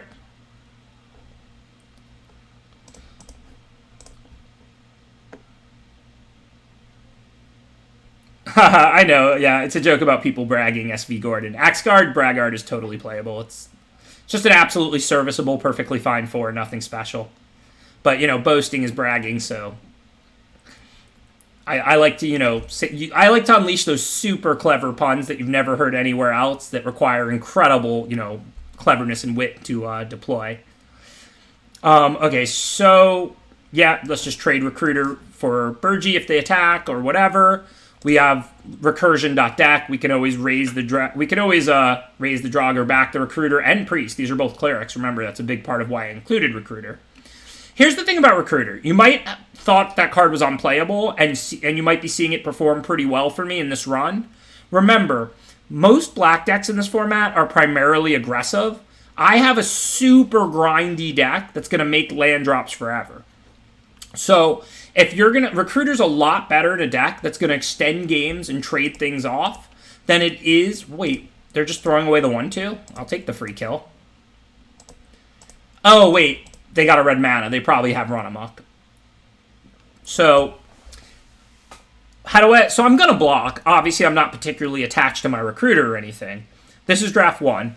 But the question is, which one makes the most sense to block, assuming a Run Amok?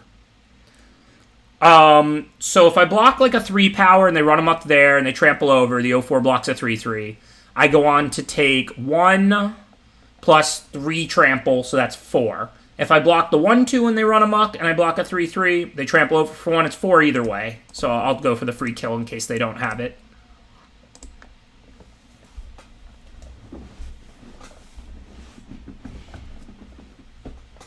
Well, that was going to work either way, but that makes me kind of regret not blocking a bigger one.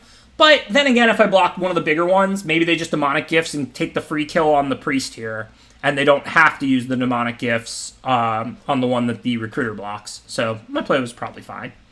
All right, this looks almost scripted. They have 1 card in hand. Let's just take it and play Mistwalker. We can't do anything with Priest, but we still have tons of life, and our blocks are okay. We're going to take a few points of damage this turn, but we have 2/4 toughness creatures, so we should be fine. If they attack with everything, I probably double block the Duskwielder with the Disciple and the Mistwalker, and then put Priest on one of the 3 powers and take 3. Might as well trade the Disciple for the Duskwielder. That's a favorable trade. If they attack with the 2 3-powers, then I just block both with the 2 4s, and they don't even get in any damage. So we're actually in pretty good shape here.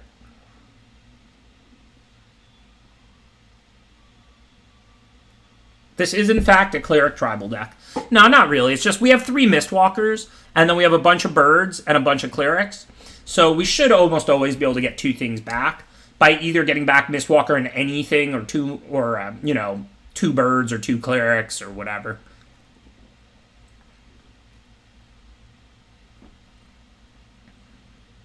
But some of these cards that you've seen perform pretty well for me, like I said, like Recruiter and Disciple, that you might normally think of as fairly unplayable, it's because most black decks are aggressive, and this black deck is not.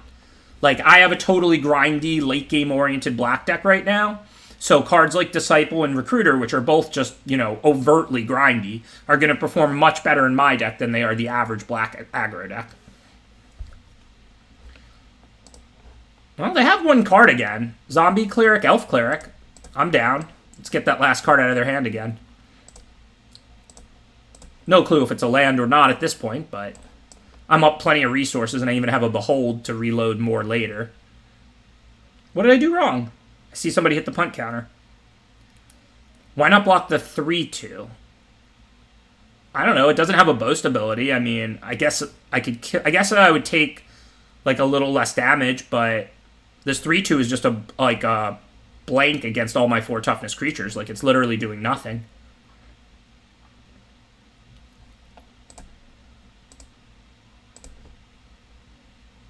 Yeah, I think the block was correct. It's close.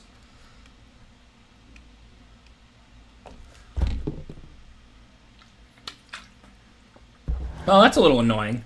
Obviously, I can sack the Priest, and the Mistwalker flies. I won't have a blocker. I won't have great blockers, but they're only eating the Disciple then. So what do I want to do? I need to play the blocker post-combat so I don't take way too much damage. So I really like a Snowland that I could Priest away the car door, but I guess that's not imperative. So I think we Priest the 3-2, because that's the only one we can Priest if we don't dig for a Snowland. And then we can just cast Recruiter and put Behold on Foretell. I could find a Snowland, but I don't think I super need to try and dig for one here. Like, I'm losing a 1-1. That's not even a big deal. The more annoying part is that they get the attack back. But I can trade Recruiter for one of their creatures. I'm not taking that much. If they kill Recruiter, it gets dicey, but I'm still not dead. I'm just going to trade for the much scarier creature, the 4-3 with the Drain ability, not the 3-3 with next to no ability at this point. Well, effectively like they had a removal, since that killed my creature and trampled over for the rest. But we're still not even close to dead on board, because like this just bounces. So even if we trade and kill this, we take one isn't two. So for now, though, I guess we want to behold main phase in case we find a 2-drop. So let's just put out Vega, behold, draw a million cards, and hopefully they can't kill us. Looks fine to me.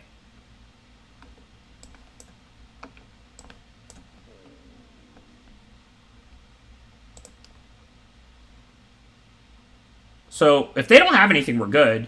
We could double block Cardor with the 2 creatures that have power and put the Priest on the Burgee.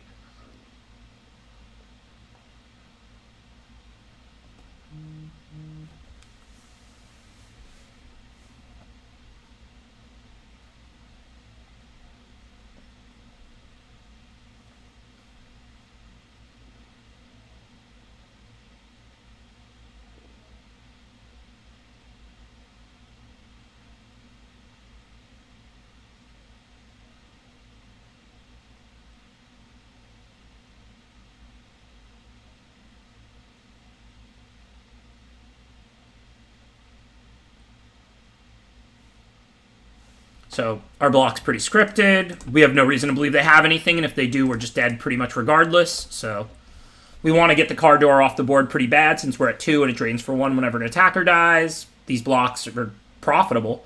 We trade 1 creature for Cardor in the 0-4 and the Burgee bounce. What's up, Epic Candyman? And we're dead. They kind of got us with Xaxes. Thought we were going to win that one. It's funny, we won several games I did not think we were going to win, and that one I did not think we were going to lose.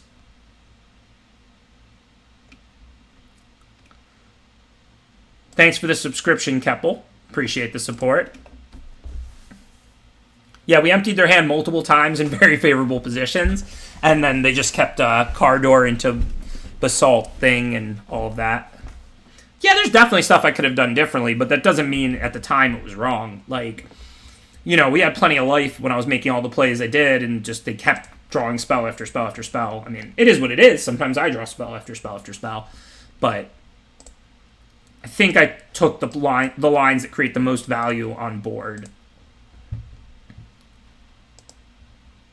Yeah, like after I emptied their hand, they literally top-decked Cardor into Runamuck into Ravager. I just needed, like, some slight break. I mean, they could have added creatures to the board every turn. It wouldn't even have mattered. It was the fact that they were able to impact combat every single turn.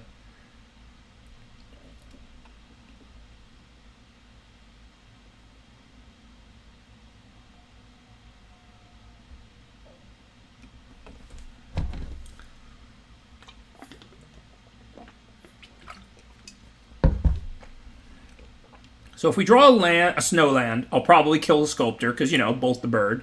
One of the fundamental rules. If not, I guess we're just playing Mistwalker. No real decisions.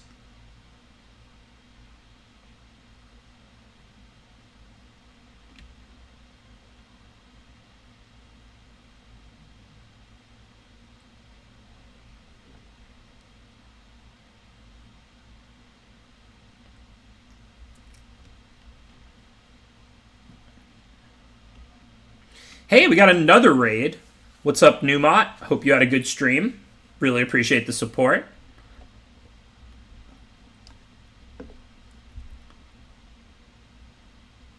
We're under attack today.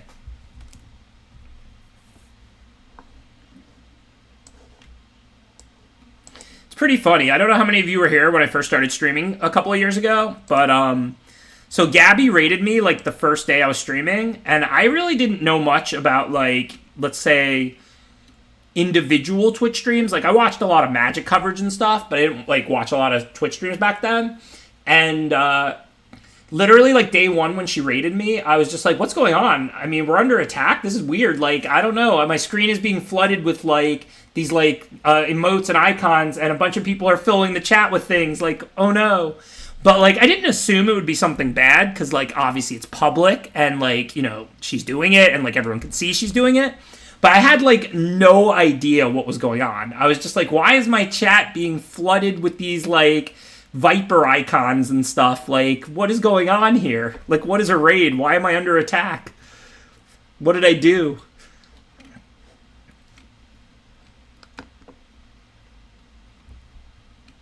So, let's see. Can't kill the Maya yet. I really want to. So I guess I want to Behold here. They still have plenty of cards. I don't think Elderfang Disciple's really changing much in terms of blocks. So I'm just going to pass and Behold and hopefully find answers. Yeah, this is going to be rough. But, I mean, we also haven't seen our Blood in the Snow for a bunch of games. But we might, right? We could Behold aggressively into that or more Beholds. And we have Raise, so we have plenty of chump blockers. We can buy plenty of time. So that's always a way we could win.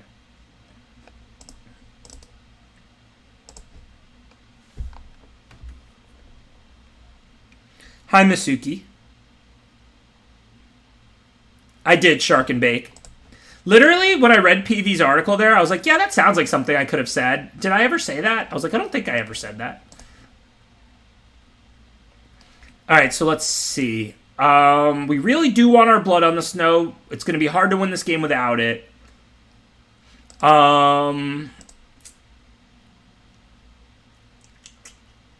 That said, I mean, Flyers are useful too, although we can already block Firja with Mistwalker.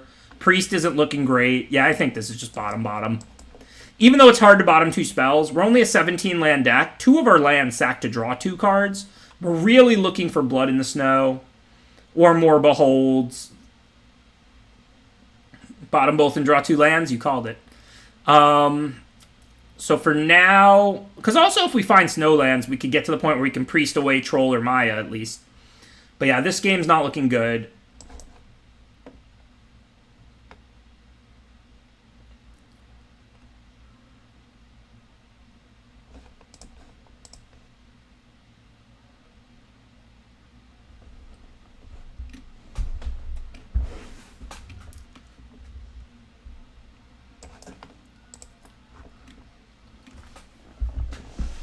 I think this is going to be a really hard game to win without Blood on the Snow, but if we do find it, that's what we want to kind of plan and prepare for. We do have a lot of card drawing, remember. It's not like just the one of. We also have Behold and 2 gates. I know we can't sack the gates yet, but there's like 4 white sources. So I guess I'll chump with this for now, because it's not a turn. So here's something interesting. I'm chumping pretty early, and the reason is because I can't let myself get low, because I want them to have to, like, tap out to pump this to deal me damage to get me low, so that I can kill the troll, potentially.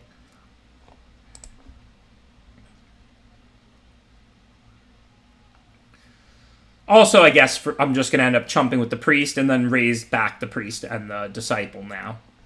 I'm going to sandbag the Caller, because I don't think it's really changing much. But I'm not going to sandbag the Harbinger, because I won't care at all if I have that post-sweeper.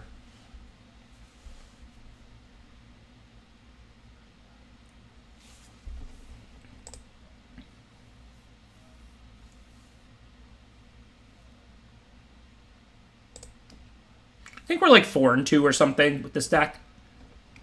It's been a good run. We've won and lost some really good games.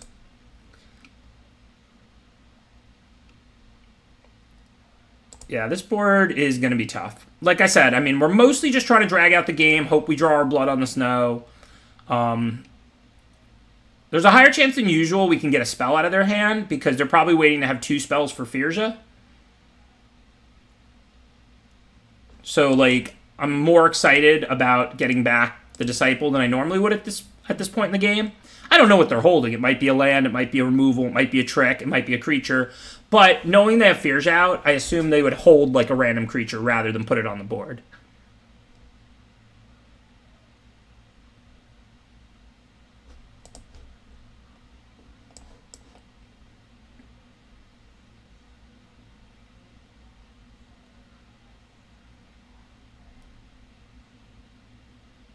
Yeah, or random equipment. Just they're trying to double spell Firja, so they're not just going to cast their last spell. So there's some decent value there.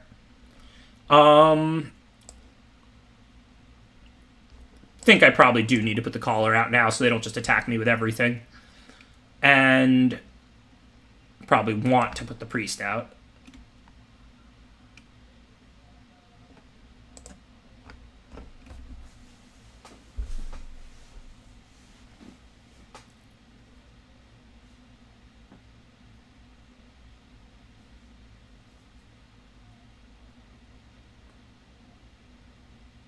So Mistwalker's still bouncing with Firja. They're attacking because it has lifelink. That's fine.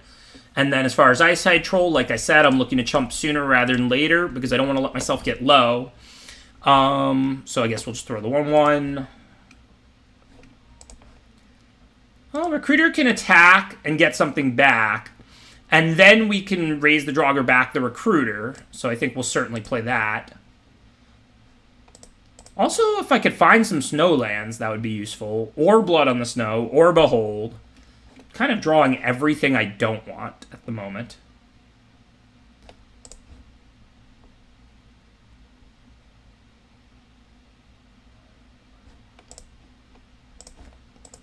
They have a lot of snow lands, right? 2, 4, 6, yeah.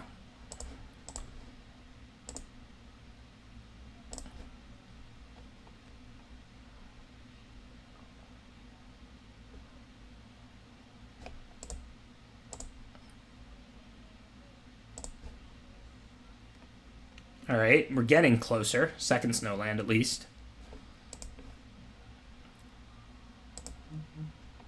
So if I attack, I can buy back a chump blocker.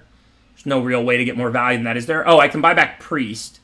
But all I can Priest away right now is a 2/2. But that's better than not, because Priest is... I mean, it's just going to... It can be a chump blocker the same as anything else can be a chump blocker. So I'm going to attack... So I think what I want to do here is Priest away one of their creatures, and then attack the Recruiter, and I can just buy back Priest. Oh, I have to play the Snowland first.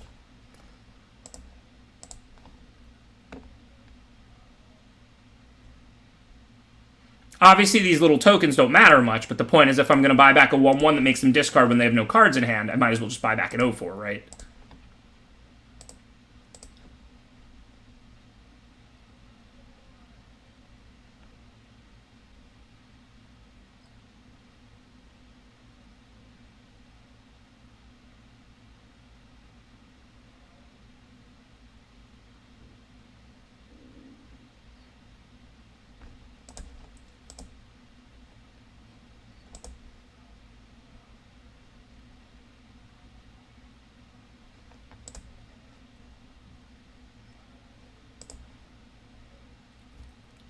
Do I open up more of a ground attack this turn if I play the Priest? Like, do I need to leave up the 4/4? What happens if they attack with everything? I could, like, double block and kill Maya, and then Priest on a 3-power, even if I have to block Troll. And then I take 3, 6, 8, 10, 12. That's not 20, and it would get rid of Maya, so I think it's fine. I mean, if they draw, like, a trick or removal, then they probably just blow this open like that, but I'm cool with that.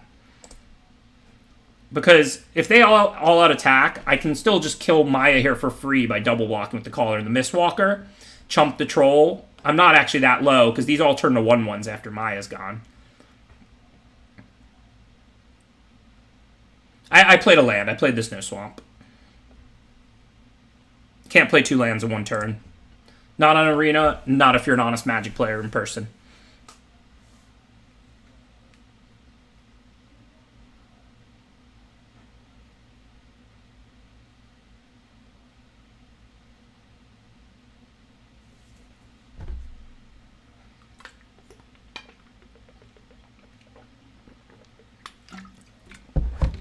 All right, let's say we go 0/4 on 3/3, 2/3 on one of these, 1/3 on another one of these. We take 2, 5, 8, 10, 12, 14 up to potentially. It's a lot, but do we have any other better blocks? Chumping the Eyesight Troll, because that thing is 9 damage or something. Caller's a human wizard, so we can't really get that back and anything else. So I think we want to take our kill, chump the troll or it's too much damage. And then this can bounce with another 2/2. We're not... now we're only taking 8.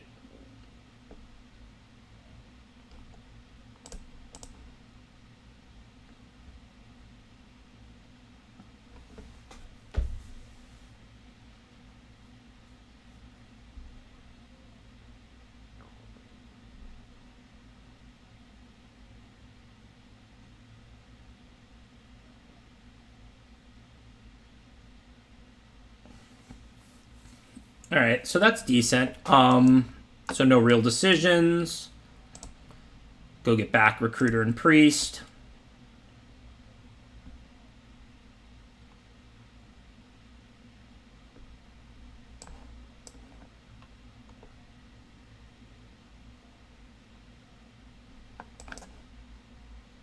This turn I'm planning, if they attack with everything, to like chump the troll with the collar, because I know I can get the collar back now with the Recruiter.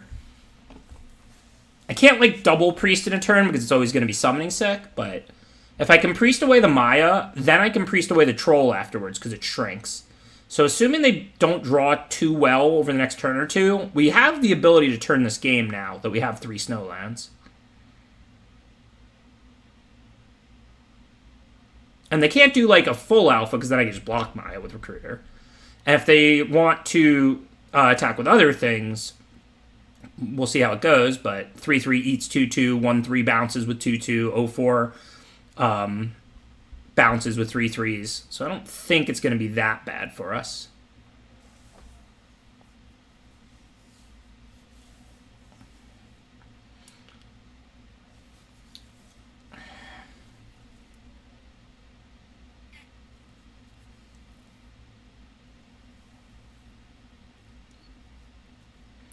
Okay, so we know we have to block Troll. So let's say that happens like that. Priest can then block a 3-power. Mistwalker can block a 3-power. Recruiter can eat a 2/2. Is there anything better than this we can do? I have to block Troll or I die, so the only way I can move Collar somewhere else would be if I move something onto the Troll. So I don't think that's what we want. So I think this is almost scripted.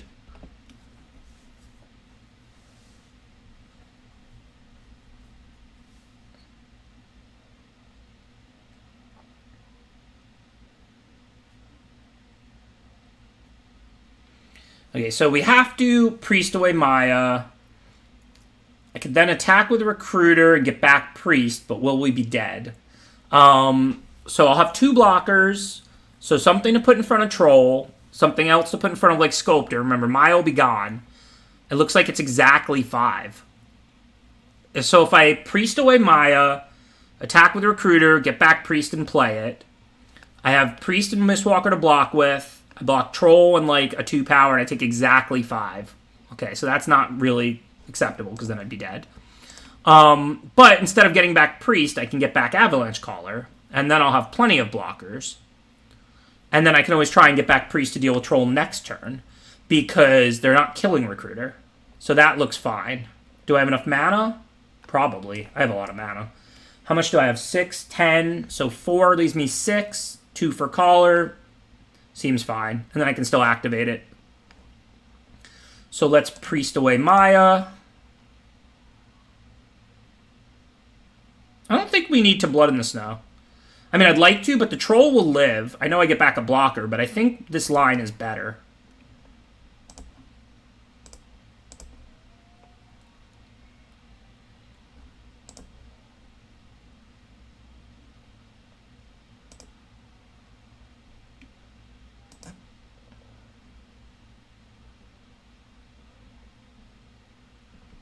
Well, I couldn't kill the Troll with the Priest before I killed Maya. Even if I could do that and survive, it's not an option. Because I would... the Troll only went to 3 toughness, and I have exactly 3 Snowlands. Now, if I can Priest away the Troll, I'm good. But I can't do that right now. There's just no way to do that.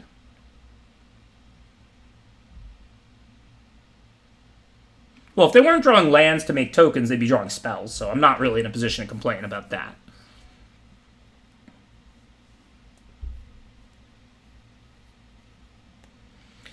So if I cast it in response, I'm dead on board because I need to activate Avalanche Collar. So, okay, not an option.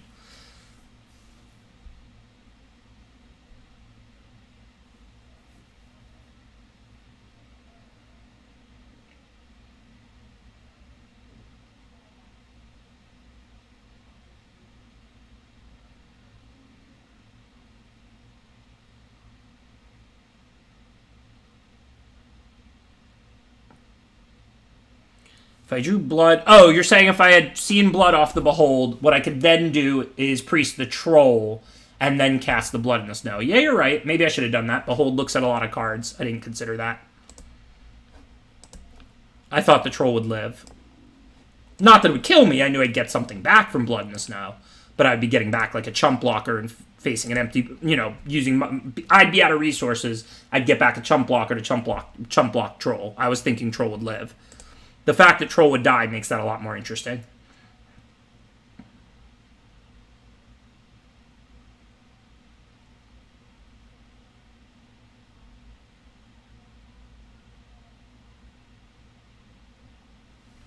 Yeah, this was pretty unfortunate.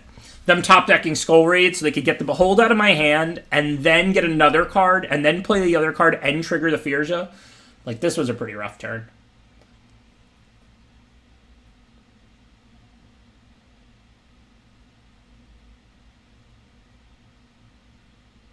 I don't like Skull Raid. I think it's pretty bad. Just because of the format.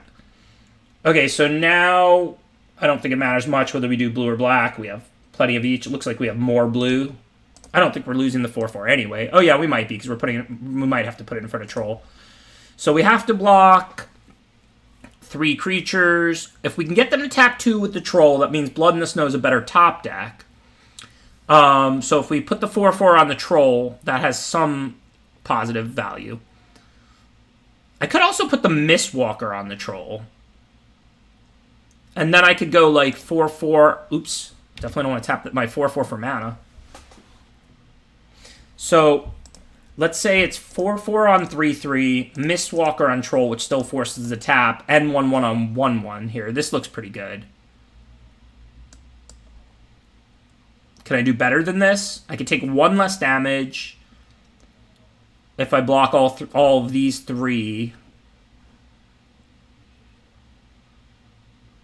But then Collar can't block the flyer, so Collar's dying then. So yeah, this looks pretty automatic. I could switch the Mistwalker and the 4/4 land.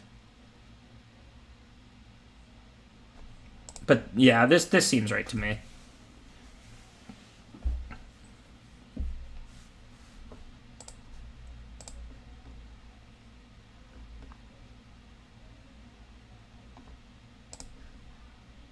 I don't think basic Swamp is going to keep us alive. We needed Blood in the Snow, or we just needed something good to get going. I guess to not literally be dead on board, I have to get a flyer, which I can do.